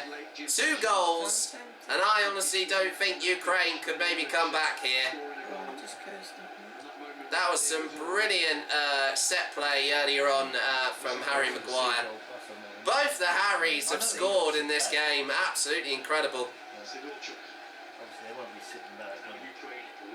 I had a bit of a knowing that Harry Maguire would score sometime, but not in this game, but sometime in this tournament. And there you go, he's now added his first goal for England in this tournament. Come on, get that third one in. We're just going to be firing them in. Into another chance! Oh my God! And Harry Kane scores a second! Unbelievable! And that's my prediction so far! England have only gone and scored a third! This is unbelievable! Ukraine are just crumbling here! Don't knock that left cross in from the wing, do they? So they're going to start. And the England fans are absolutely ecstatic. They're all chanting in the stands. That shut the Ukraine fans up. I knew that I was a bit worried. Oh, look at that. He nutmegged the keeper. Brilliant. I went in the gut between the goalkeeper's legs. He nutmegged him from a header. I've never seen that done. Oh my God. What a way to score it. That will be one goal I'll remember. She's crying. Oh, and heartbreak for Ukraine. But look at that. Fist in the air from Gareth Southgate. But yeah, Andriy Shevchenko is, I bet he's very, very annoyed with himself there. This is unbelievable. This is what England needed. This was the game that could really prove that they could be potential favourites to go on and win this tournament, and they're proving themselves right now. Once again, with another goal from Harry Kane. The score now, Ukraine 0, England 3. I almost said France there, but they're not. They were firm favourites to win this tournament, but they went out against Switzerland earlier on this week. Oh my words, this is brilliant, honestly. I didn't honestly think we were going to be that confident over Ukraine, but because you know the results of previous games in this tournament have been unpredictable, but this I couldn't have asked for anything better here at the moment. Absolutely incredible. England are looking very promising here at the moment. What's nice about it is the England players still are all fired up. I know. Well, I heard also. They're all fired up. They're all avidly defending. They all avidly want to get the ball at them. Yeah. Oh, hello. Oh, they were checking the VAR for that goal from Harry Maguire, but he was onside actually. Unbelievable. That was so pinpoint and unbelievable. They've been really trying to get them as close as possible to avoid just going offside. They've been so clinical in finishing some of the goals here. We've never seen this from England, honestly. You're absolutely right though, Dad, what you said. I totally agree with you with what you said earlier on, Dad, because Harry Kane did say after the Germany game that, you know, we're not done yet. I mean, they're hungry for more, which is brilliant to see. I can't believe I'm actually seeing this right now, Dad. I'm delusional right now here. This is brilliant. I've never seen such a dominant performance in the quarter-finals of the European Championship from England here. It was a very different story 25 years ago when they played Spain. It went to penalties after a 1-1 draw. And the hero of the game was the great late goalkeeper, who's obviously still around for that matter as well, of David Seaman. And he was actually at the Germany game just a few days ago. And Gareth Southgate noticed him in the stands, and he did have a very humble look on his face.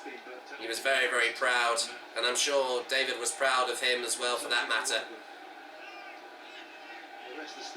That shut up all the critics about Gareth Southgate, Dad, at the moment, I'm telling you. Southgate is, this is a masterclass from England here, honestly. Honestly, this is... Can just tap it about as much as they want. Exactly, they're in cruise control here. Ukraine, I mean, with 3 goals ahead. I know. We don't have to do nothing. Dad, we're treating this game like if it's a qualifier. You know, the amount of goals they scored during the qualifying period, we were banging almost 5 goals in the first 2 games, unbelievably. It's funny, Jack, but it is a qualifier, because we qualified to the semi-finals and we win. So I know, but I'm just saying, we're playing like if it was a qualifier match because of the goals. That's what I mean, Dad. We scored 5 goals against the Czech Republic in the first one, and then 5-1 against Montenegro. We scored the most goals, and Harry Kane scored most of the goals in the qualifying period of the tournament. How many has he scored? 4? Was that 4 now? Is it 4 or is it 3? I think 3 actually. Raheem Sterling's got 4. He's the highest goal scorer so far. That is amazing. If Harry Kane could get a hat-trick, that'd be amazing. He hasn't done that for a long time. I think it was the last time he done that was one of the qualifier games. I think that was against Montenegro. And it was actually the 1000th international match for England. And they qualified no problem. They scored unbelievably. I think they scored 8 goals overall, which is quite an incredible record there from England. They haven't achieved that amount of goals for a long time. Well, hello, what's going on here? The referee stopped the game here. Oh, hello, we got our first substitution for England here. Jordan Henderson. Is Declan Rice coming off? Oh, well played, Declan. Well done. You almost got a goal, mate, honestly. Fair play to you. You can go back on the subs bench with your head held high. I think he's got some great potential in the next game, honestly. He's got a great future, or, you know, the remaining bit of this tournament ahead of him. I could see him scoring a goal, hopefully, maybe in the next game. But, honestly, we've got so much potential from all of these players here for England. Championship. Never scored for England. It's not his job tonight.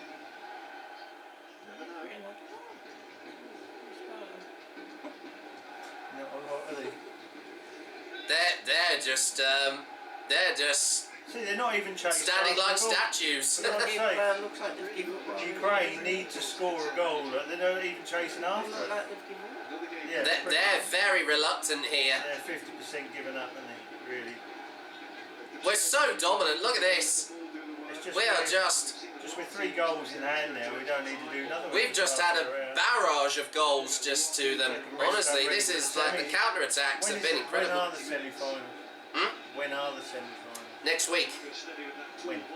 I can't remember what date. Actually, I will actually check my phone. Actually, I don't normally get my phone out when the game's on. Oh, Everybody, yeah, but 3-0 now. Oh, yeah. honestly, we haven't been this so laid back, and I mean, we were just simply celebrating every single goal that England have scored so far. I've never seen such an impressive performance from an England team for almost over a decade, honestly. So seriously outclassed, that's so true. Yeah, I know. Honestly, I think we've booked our flight tickets back home to Wembley in London for the semi-finals, and here's another chance once again for England. Oh, desperate stop there from Ukraine, but I can honestly see here, I think they've got another goal in them, surely. This is unbelievable. I can't believe I'm actually seeing this. All the England fans must be going absolutely wild here. Ah, so like to give away attack. I never saw that. That's interesting. So people don't lip read what they're saying. Ah, they've done that in training videos on like the YouTube channel for England as well. Like if Gareth says anything, they mute him especially, so they don't hear anything from him when he's giving a pep talk. They have it quite distant. But yeah, sorry, Dad. I was just going to say. Well, as it stands, Italy will play Spain next Tuesday, the 6th of July. And we play Wednesday, the 7th of July at 8 o'clock. Oh, that's all right. Yeah, so as it stands, like I said, we'll play, to clarify, as I've said already, since Denmark did win against the Czech Republic 2-1, we will face Denmark in the semi-finals.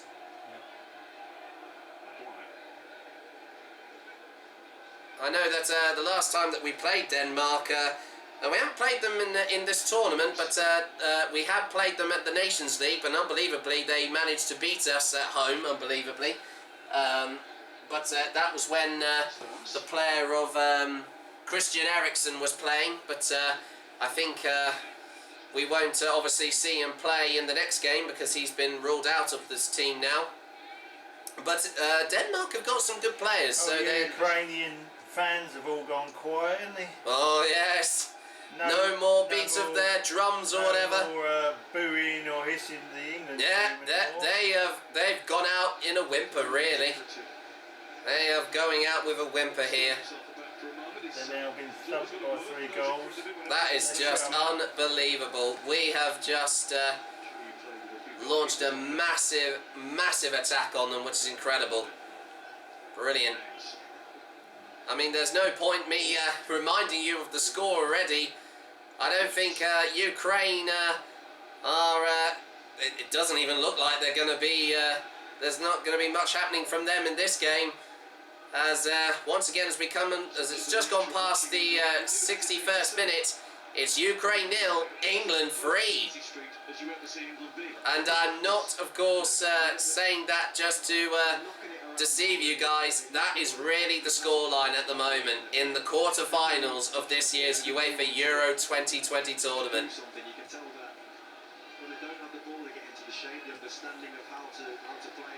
Oh, good. Another chance! Oh, what a volley! Unlucky from Harry Kane. He almost got his hat-trick. Oh, that wasn't far off. Let's see that on the replay. That was a brilliant ball from Declan Rice. Oh, that was on target as well. Holy crap. That was a cracking shot. Fingertip save. Bloody hell. The goalie done well there for once. That was a strong right foot from Harry Kane. That almost broke the goalkeeper's fingers. That was one. I'm surprised there was no fire coming off that ball. Corner for England. Head. And it's a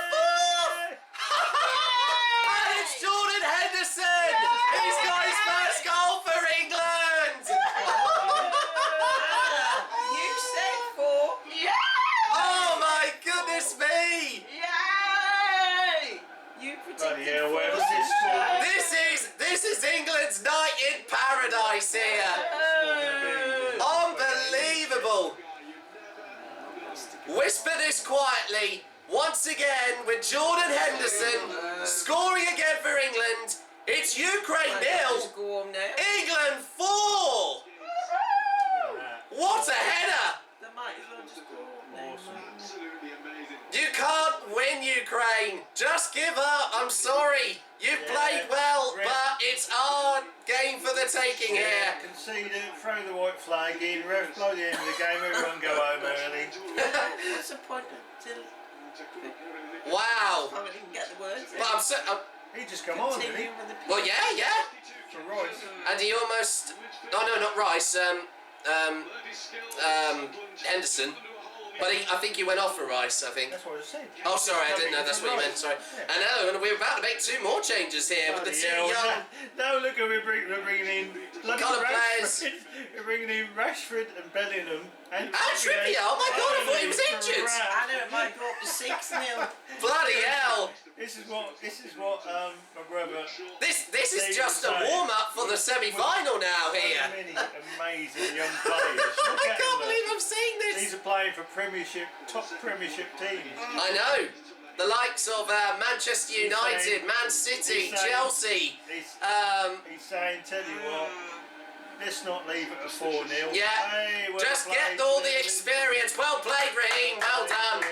Superb. Off goes Raheem Sterling for Marcus Rashford as he comes on. He's going to want to bang some in as well. They're saying, Well, fill your boots, fellas. Oh, yeah, there you go. We're having a banquet of goals here tonight, folks, and we are just going to stuff ourselves silly. I'm sure we will.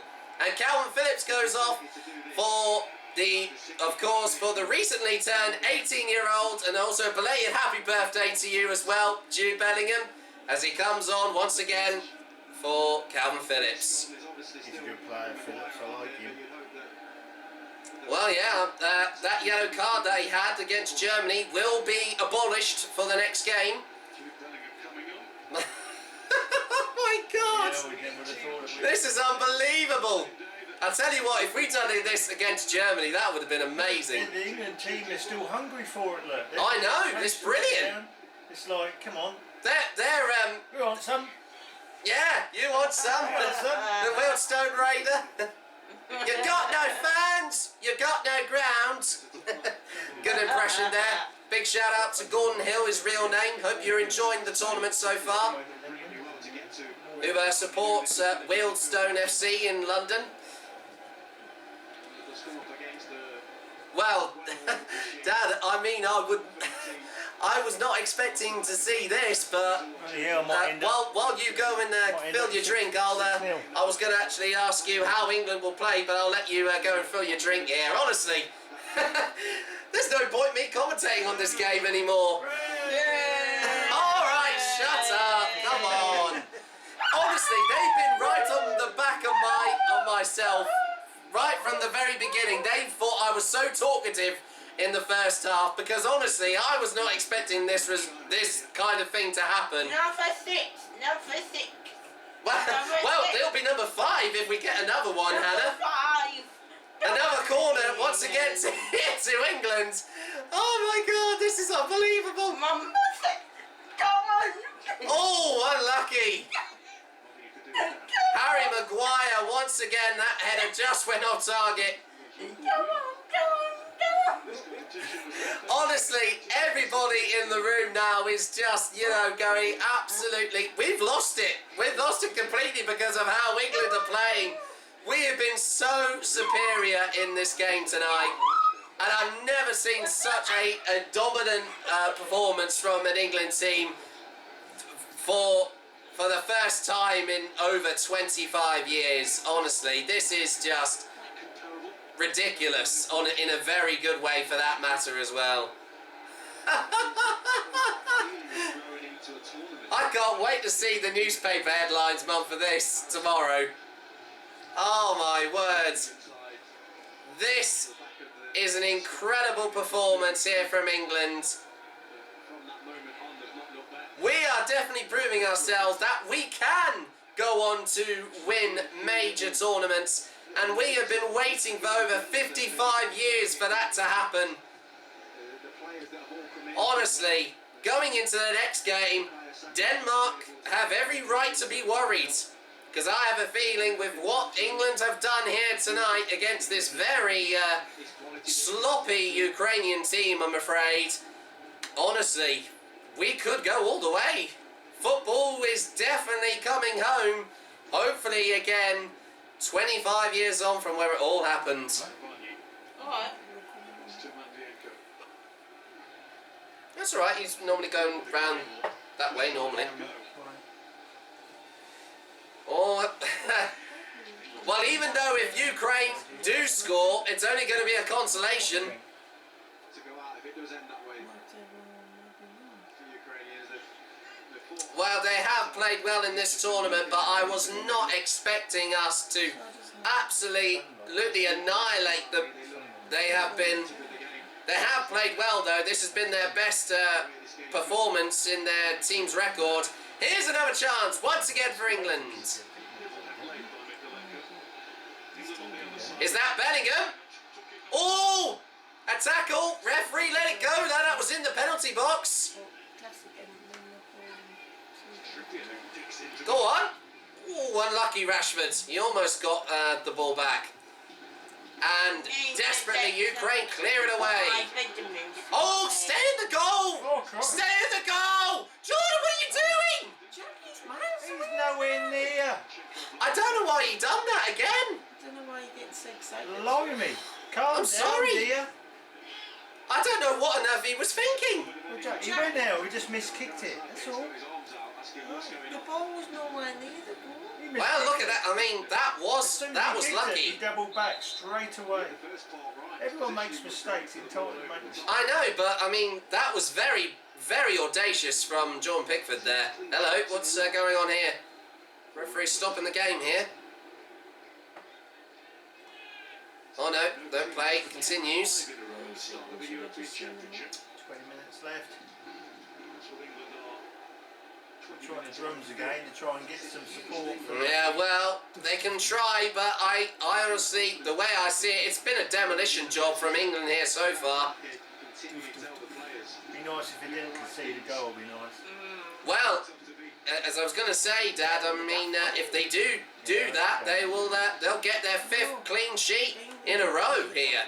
Well, yeah, no, that'd be nice, but. Well, I know, but I'm just saying. I mean, they could do it. They've been very, very well. Well, apart from that little audacious. Yeah, despite that little audacious bit of play there from Jordan Pickford coming out of his goal, we could do it. Yeah, I mean, it wasn't that bad. You're making it sound as though the Ukrainian guys were going to definitely score on goal. They were nowhere near it. Well, the thing is, I thought, you know, they would have had enough players to try and counter-attack him. That's what I'm thinking. They only hit one up front, mate. So Oh well.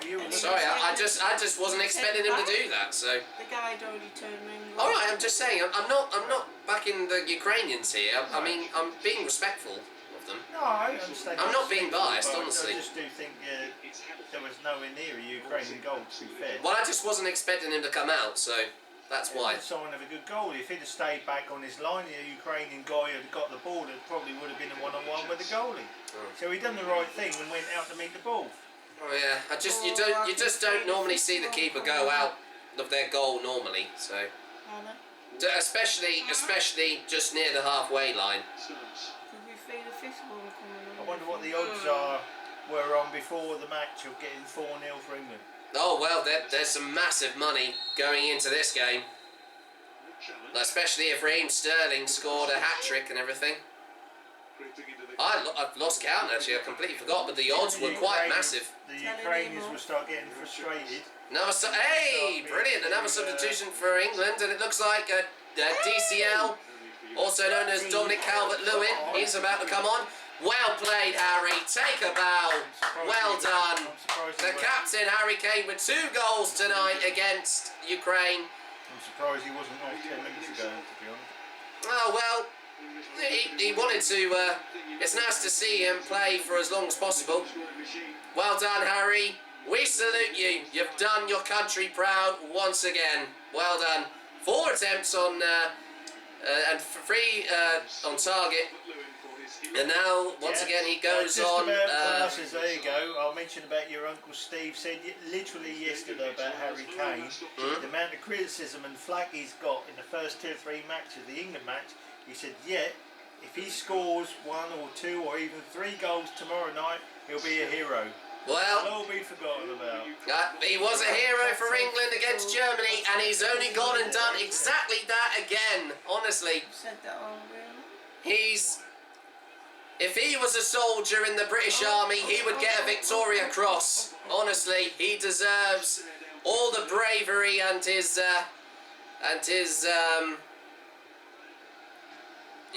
incredible forbearance against any opposition here.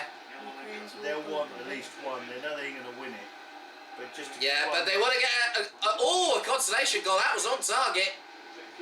Well saved though for John Pickford.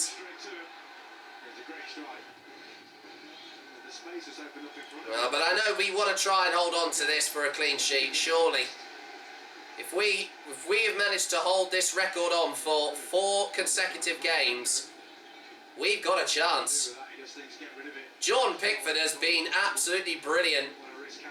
It's almost like he's actually improved more since he played at the last World Cup in Russia. Once again for saving just with 1 hand against one of the penalties by the team of Colombia. Apparently £5 million has been put on bets for England to win the Euros. £5 million? Yeah. Currently, and where's that from? Just generally everyone, not just one person. Oh, no, I know, but I'm just saying any particular companies. Like Betfair or Betfred, Coral, Paddy Power. They're all going to be, they're going to be reaping a lot of money, Well, they're going to end up getting a bumper payout, actually. It's not exactly they'll suffer. But there's going to be a lot of money won on people taking bets during this tournament. Obviously, if you are doing that during this tournament, please gamble responsibly.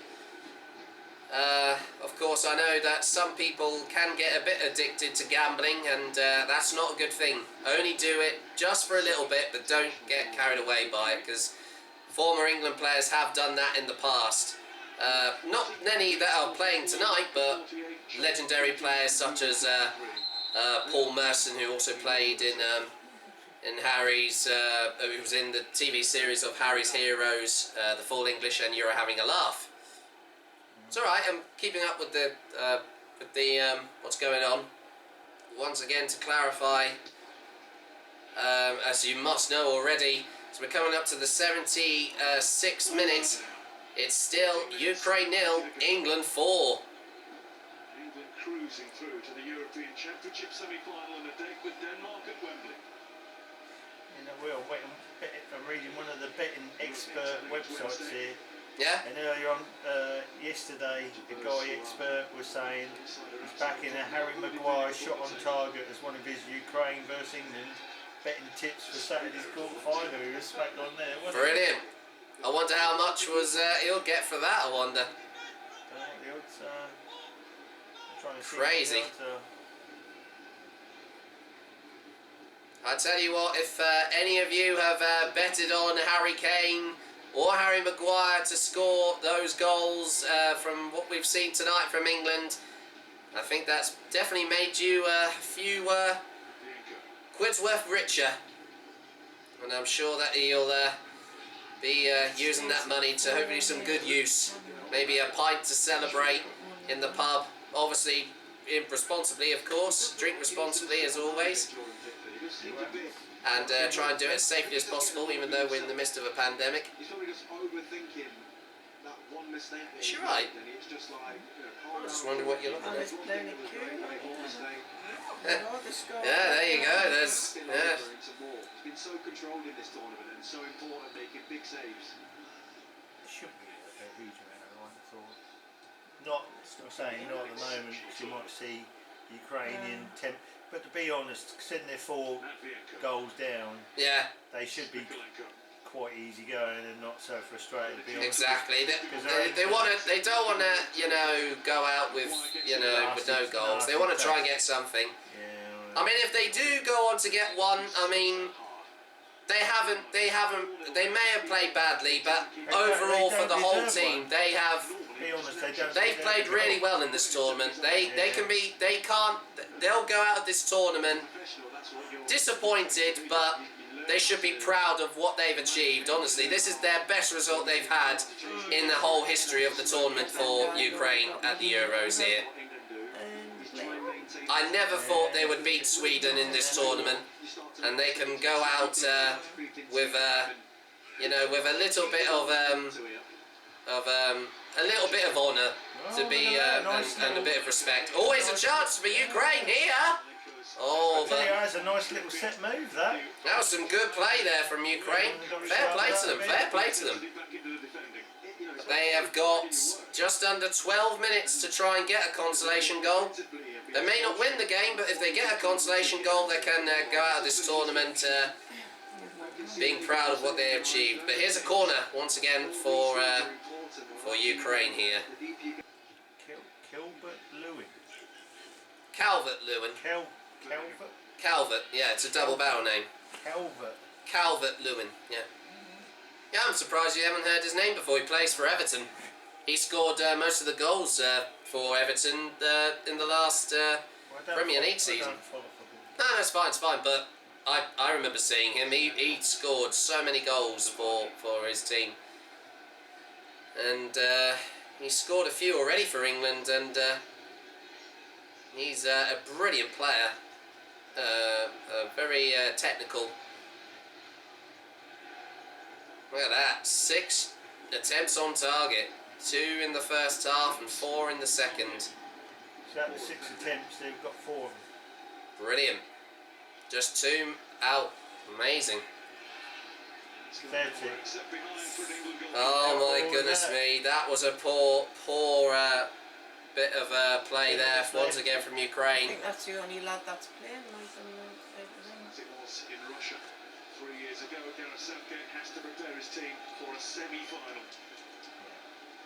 I think we can give Gareth Southgate a lot of credit here. Yeah. Most definitely. He knows he's going in front. Watched a lot of teams kind of bursting at the seams with injuries and problems as the tournament has progressed.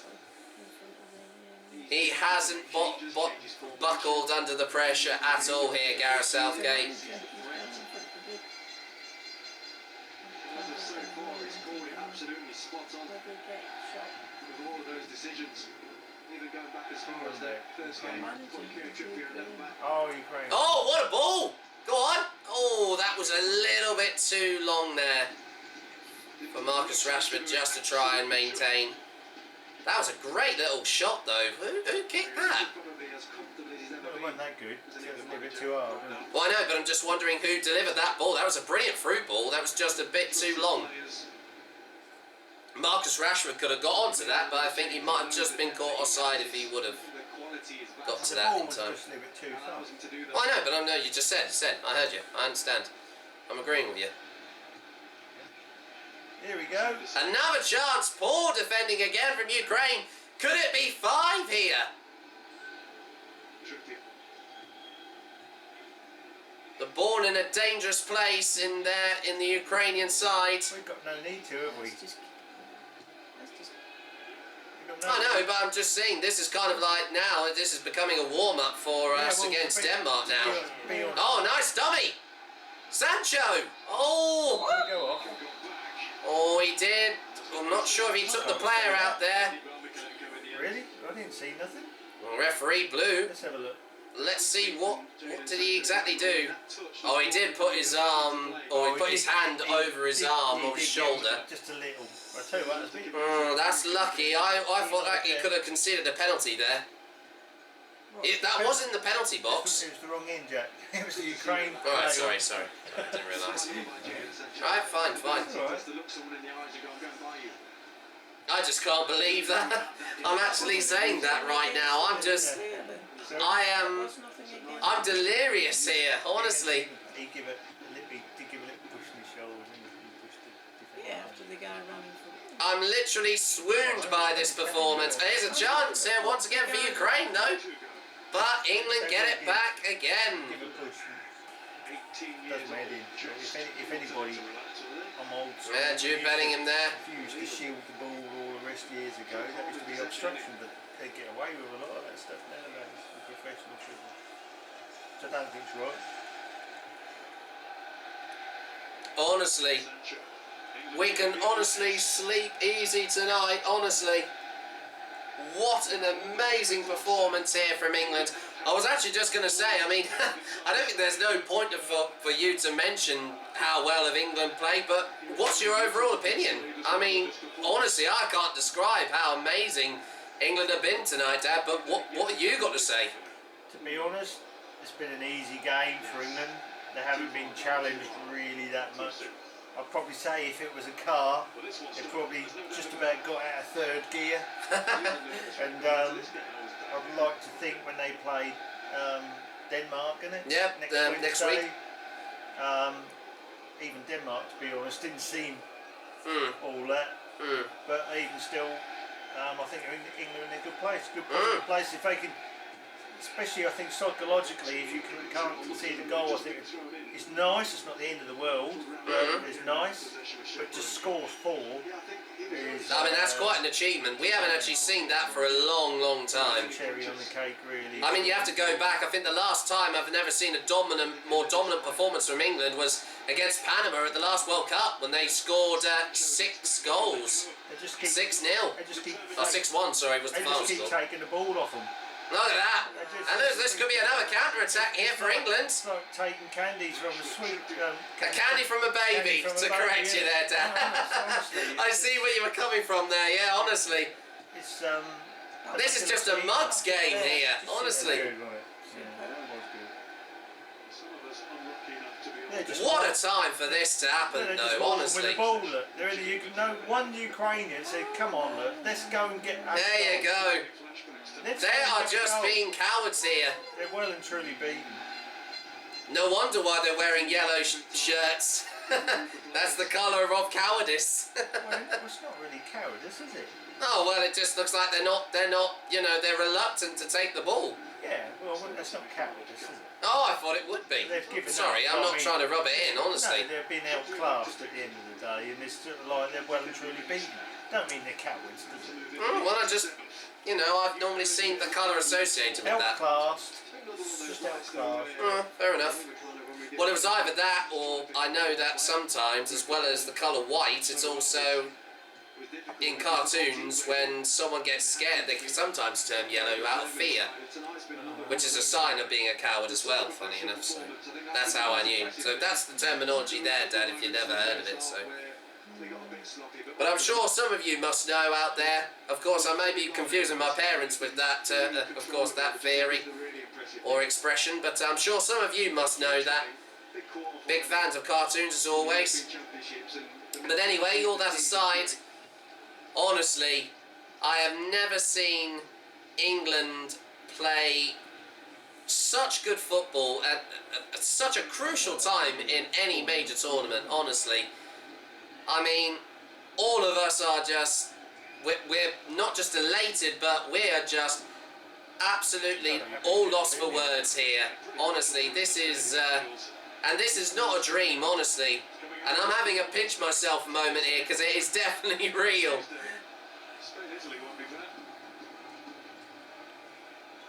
Well, it will be interesting, because if we do go on to beat Denmark in the semi-finals, Italy and Spain will be the first to play, also at Wembley Stadium, since both of the semi-finals will be played at Wembley, as well as the final itself. And once again, over 60,000 fans will be allowed for both those fixtures, including the final. Well, we've got such a good chance, honestly. And people have been saying that, commenting on, like, you know, live performances of the song Football's Coming Home, because the most recent, like, dominant teams like France, Germany, Belgium, they're all losing all their best players now. Their years of dominance in European football comes and goes. Yeah, confidence does come and go. That's not just on one particular team, is it? Oh, I know, but I'm saying I mentioned a few there. And So. rightfully so. It is nice. I mean, German football was dominated 2, 3, 4 years ago. Obviously, with that sort of I know France won the World Championship, but nonetheless, that was that sort of football that was dominating world football. Yeah. Not just I mean, European football. well, Germany played really poorly at the last World Cup. Remember, they went out of the group stage. That's their worst performance that they've had since the late 30s. Yeah, but France won it. Yeah. And Croatia reached the final for the first time as well. And they beat us, I remember, but we narrowly beat them 1-0 as our first game of this tournament. But nothing will be more remembered than that brilliant 2-0 win over Germany, honestly. But this one, unbelievably, even though they are not as good as a team as Germany, but I've never seen so many goals scored in a quarter-final here. And that's the same scoreline that Spain got over Italy at Euro 2012. And that was the last time that Ukraine actually played against England. As we're coming up to the last minute of the game. Wherever they pass the ball, they've got at least 2 white shirts running after the ball. Yeah, look at that. They're just marking them. Wherever they do. Man on, whatever the term is. There's nothing they can do. Yeah. Where's man on man? Man on man, isn't it? Well, yeah, but they call man on.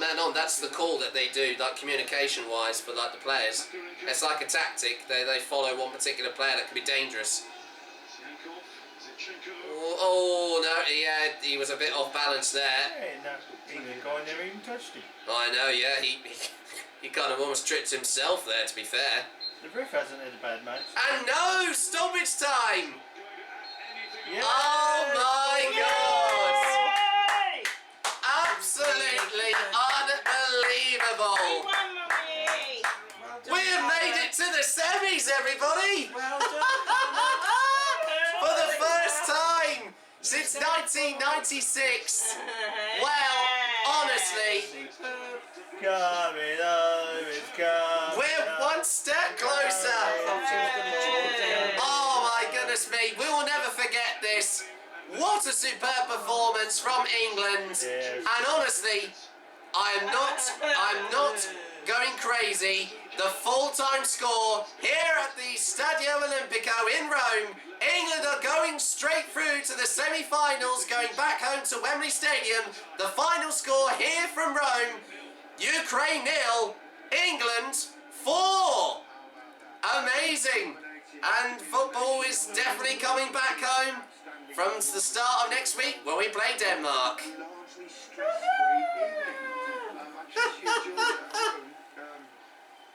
They didn't even bring on Grealish, did they? No, they didn't even bring on Grealish at all.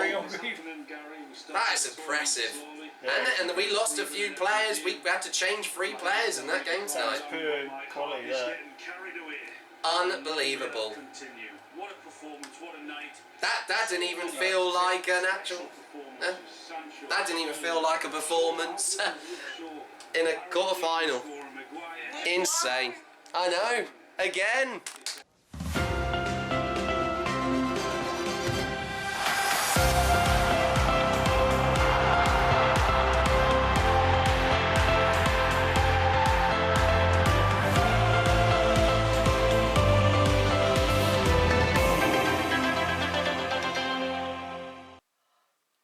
Tell me this is really happening.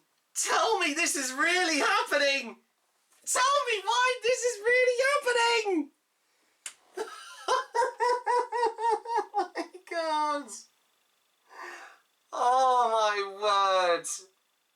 I don't know what to say. What can I say? Honestly.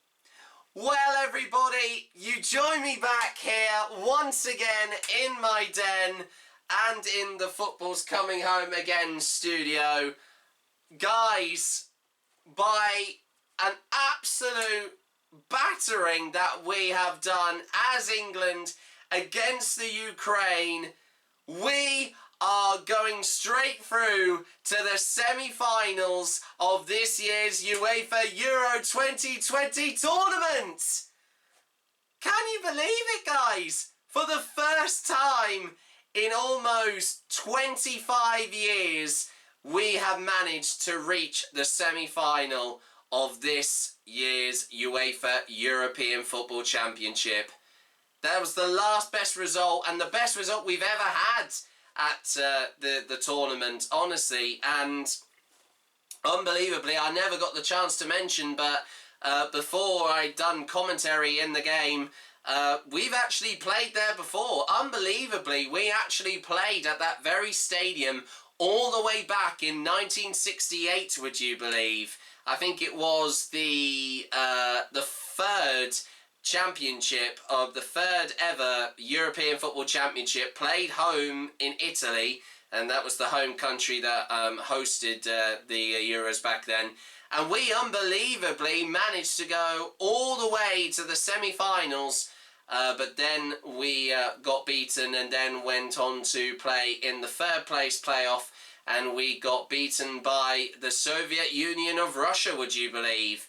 And that has been our best result at the UEFA European Football Championship since then. I know that obviously over 25 years ago at our home tournament, we did unbelievably finish third, even though we did lose to Germany. But like I said, Germany, we've already beaten them from the last game. And the way that Ukraine played, literally, we didn't just win tonight's game, we absolutely trashed the whole Ukrainian football team. Honestly, I mean, the way, if you can experience how I'm feeling now, I bet you're not the only one. Honestly, I'm not the only one for that matter. I know all of you England fans out there are just as baffled as I am. But I can't believe that I am saying this. From what I saw tonight, England were literally in a league of their own tonight, honestly. I mean, I can't wait to see what the newspapers will say about that game tomorrow. I mean, a superb performance from once again, the captain, Harry Kane. All of the people that have been literally have been not so keen on him, that, you know, he hasn't been on form recently during this tournament. He has proved once again all the critics wrong by scoring 2 of the goals. An unbelievable early goal in just the 4th minute of the first half, and then scoring once again right at the start of the second half. I mean, honestly, I couldn't believe how easy the goals were that he scored. There was some brilliant... He almost got a hat-trick, would you believe, guys? I know I said it in commentary. He had a real powerful left foot, and he put on he almost got a great volley from a deflection from a Ukrainian player. He almost had a hat-trick, guys, and he hasn't done that for a long, long time. I think the last time that like I mentioned also in commentary, the first... time that he's got a hat-trick in quite a while, I think, was when he played against before the tournament over of course 2 years ago, was the 1000th international match against North Macedonia as part of the qualifying matches of this year's tournament, but of course 2 years prior to that. And honestly, what an amazing turnaround once again for Harry Kane. But as well as that, I know he's been waiting so long to score one of the goals as well, and that is Harry Maguire. How amazing was he tonight, folks? Honestly, I know he has been waiting desperately to score a few goals in this tournament, and that dream and wish came true for Harry tonight. Both the Harrys, of course, once again, of Kane and Maguire, they basically did a masterclass tonight. I know Ukraine I was expecting them to, you know, not be as more harder team than against Germany, but they were literally outnumbered, and they were outnumbered on class, play, defence, and once again we managed to get the ball. We had more possession of the ball. We had over 6 chances on target as well against them as well. I mean, I can't believe that is a scoreline that I would never ever thought I would see. And also as well, I mean, I do know that he actually, when he was about to come on as a substitution in the last game against Germany, before he was about to go on, there's actually a real funny video. I don't think I'll be able to show it, sadly, because of copyright reasons, but there was a superb video of Jordan Henderson watching on the sideline, urging the team on, and then he only gone and celebrated when Harry Kane scored the winning goal against Germany just a few days ago this week. Honestly, and for him now to also get his first goal of the tournament, he has waited a long time and a while to even finally score as well, and I couldn't be any more happy for him. I mean, honestly, tonight England were literally unbeatable tonight, honestly, and I know that I don't normally would say that, but it felt like England were just on another level this evening. Honestly, I have never ever seen an England team play this dominant and play with such chemistry and such skill and flair for the first time in almost, I can't even say how many years now. I mean, I know that I didn't exactly watch Euro 96 as my first ever tournament, but I didn't start following it officially until, I think, Euro 2012, which I have mentioned earlier on in this episode. And honestly, all I can say is that I think that has been not just the easiest, but I think the most calmest and most, I think, laid-back performance from England that I've ever seen. And this is at the quarterfinals, would you believe? I have never seen England be so in control of the whole game, and it felt like that. It was a very one-sided game, even though Ukraine did have their chances, but unfortunately they couldn't get a single goal. And with that as well, we also have managed to clinch our 5th consecutive clean sheet of the tournament, would you believe? And that is that's a new record for England, honestly. We have achieved so much, and unbelievably also at both, I think, the European Championship and the World Cup, as it stands, Harry Kane is almost about to draw level with, unbelievably, I know you might have heard his voice earlier on before the start of the match, earlier on in this episode. Gary Lineker is the he's the highest scoring player for England to have scored consecutive goals, the highest amount of consecutive goals in both the European Championship and the World Cup of 10. And you know what? Harry Kane and Raheem Sterling are just a few goals away from breaking that record. Harry Kane has got 9, and he just needs to score 1 more to equal the record of Harry Kane. Harry Kane, for that matter, breaking that record and tying with Gary Lineker. I mean, he is up there now with the likes of Alan Shearer and also Frank Lampard. Honestly, I mean, and Wayne Rooney as well, for that matter. I mean, honestly, it has just been an absolute rout of a performance from England. And with that being said, honestly, as I said, I know I'm not normally this speechless, but tonight I have no shame for that, because England have been absolutely sensational tonight. Honestly, there's no other words. I mean, an unbelievable, an outstanding performance from England tonight, and they deserved to go through to the semi-finals. And with that, that is the second time that they have reached the semi-finals in the European Football Championship, like I mentioned earlier on.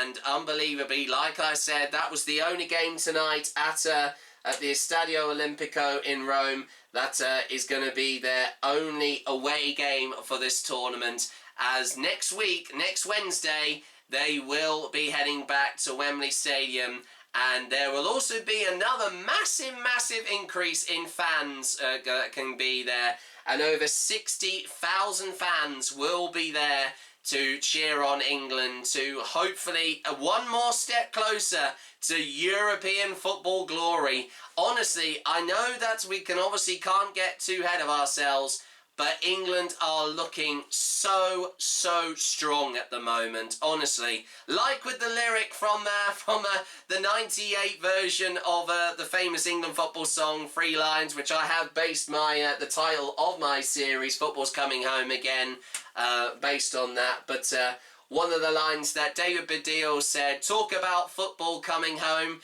and then one night in Rome, we were strong, we have grown.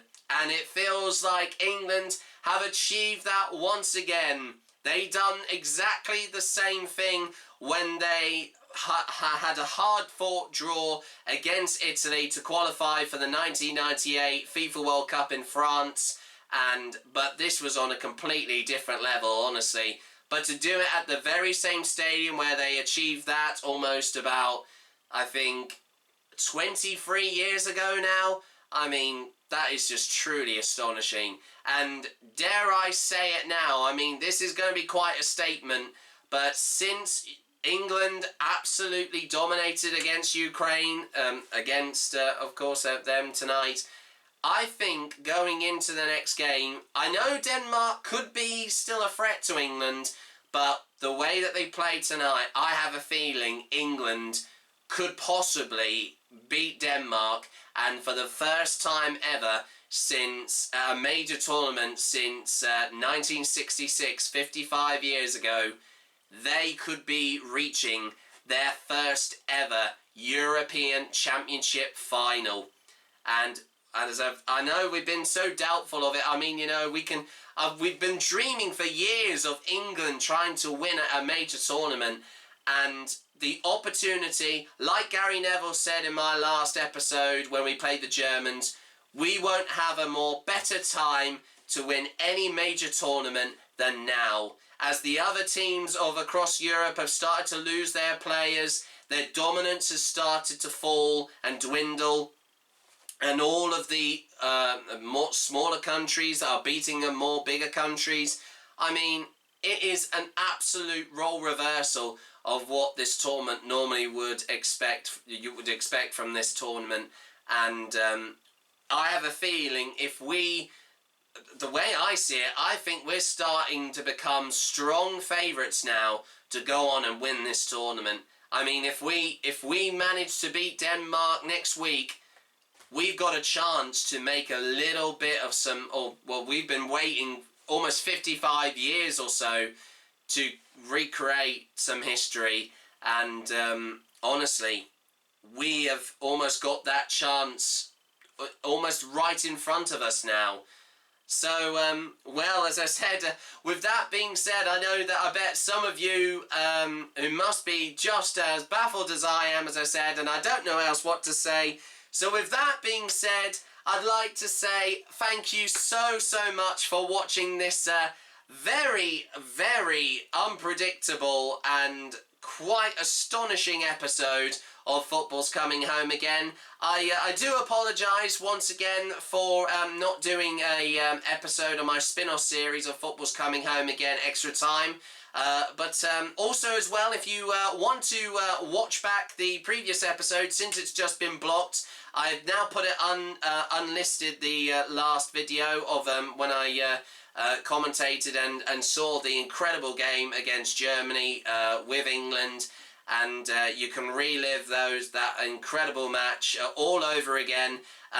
There is a link at the bottom of this video in the description box below.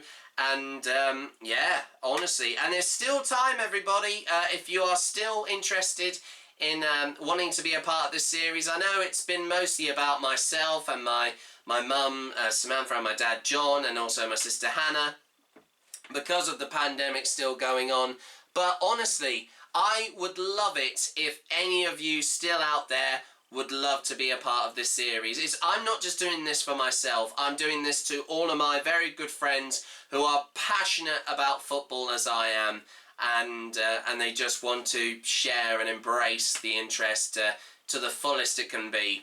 So like I said, don't forget to join me. I think it will be, as I said, it's going to be quite a short spin-off episode of Football's Coming Home Again Extra Time, but I will have all of the newspapers covering this stonking performance from England tonight against the Ukraine, and also I might possibly, because I never got the chance to do one of my rights decision challenges, but I might be actually doing another one, hopefully in a few days' time, for that matter, if I won't be able to do this tomorrow, because I've still got to upload this after when I've finished filming, and I actually it took quite a while. I mean, honestly, to recover from because I was up quite late during the last episode against when we faced Germany.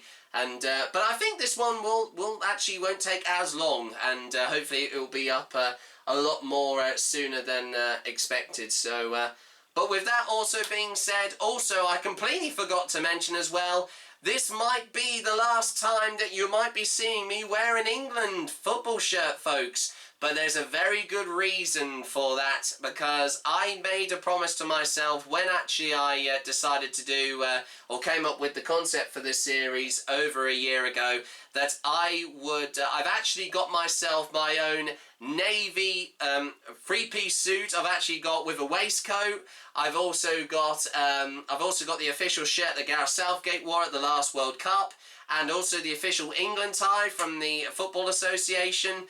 And honestly, I can't believe that. I know that he hasn't been wearing it like he did a few years ago, because it feels like it was like a lucky piece of clothing that he did wear as part of his role being an England manager, and also showing off his style of clothes sense for that matter. But you're going to be seeing me in a very impressive suit in the very next episode, where once again we will be taking on Denmark in the semi-finals of this year's UEFA Euro 2020 tournament. So with that being said, thank you very much for watching this episode once again of Football's Coming Home Again.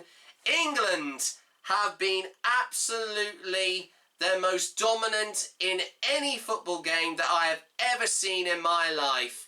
And honestly, like what, if you've heard of that very famous phrase, when in Rome, do what the Romans usually do. Well, tonight, I'm happy to say that very same quote, but this time, when in Rome, do what the English usually do.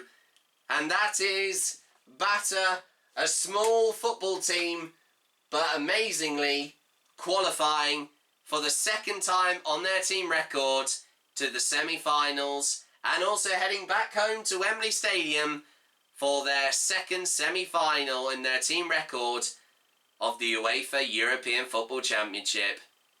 Thanks for watching, everybody, and as always, until next time, au revoir, adios, auf Wiedersehen. Thanks for watching.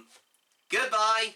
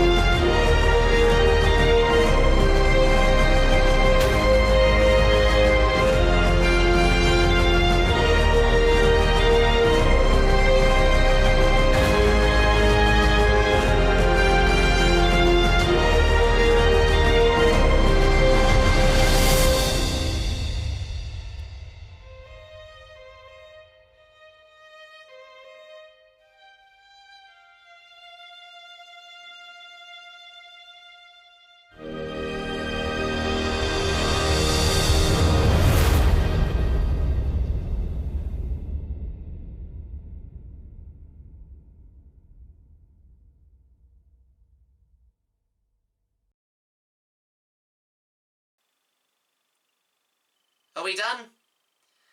Oh my God. Oh my words. I was not expecting this to happen tonight. Honestly, like what I said in commentary, honestly, I can't believe I've actually seen England be so dominant in like any major football tournament, like for the first time in like years. This is just incredible. Honestly, it feels like I mentioned before, I know we were one step closer, you know, when we played Germany, but we're another step closer. We are getting so close to recreating a bit of history like we did almost 55 years ago, or even before that. Yeah, we could even equal our best result at the tournament. I know there's no third place playoff, but honestly, if we manage to beat Denmark next week, we will be at a European Football Championship final for the first time ever. I can't believe I'm actually saying that. But how we have waited so long for that opportunity to come. Honestly. Could it really happen this year? 25 years on. Oh my goodness me. But once again, Gareth Southgate, you have been an absolute amazing manager for this England team so far. And Harry Kane, Harry Maguire and Jordan Henderson, you three amazing gentlemen, you have taken us to our second semi-final in history. And if we can beat Denmark next week, we will be in our first ever UEFA European Football Championship final. I know it's going to be a challenge, but it's definitely not this year impossible. It can be possible. Let's hope. The dream, I dare to dream that you incredible men, and the whole team for that matter, please don't mess it up now.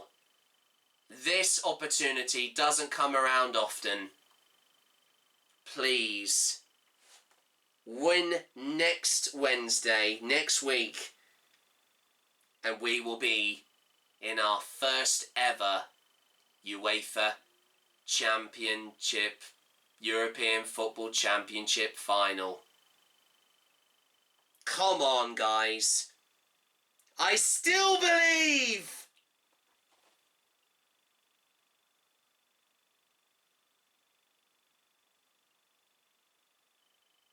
We done? Well done, everybody. Oh my goodness me. Oh, that is one of the most outrageous episodes of this series that I've shot so far. Honestly, if that performance from England is anything to go by against Ukraine tonight, we could be only bloody favourites to win this tournament, man. We are so close. We're almost there. 2 games to go. Honestly, we are nearly there. Come on, England. Football is almost coming home again. Can it happen 25 years on? We will find out once again next week. Well done, everybody. And with that, that concludes another episode of my series, my football European vlog series of Football's Coming Home Again.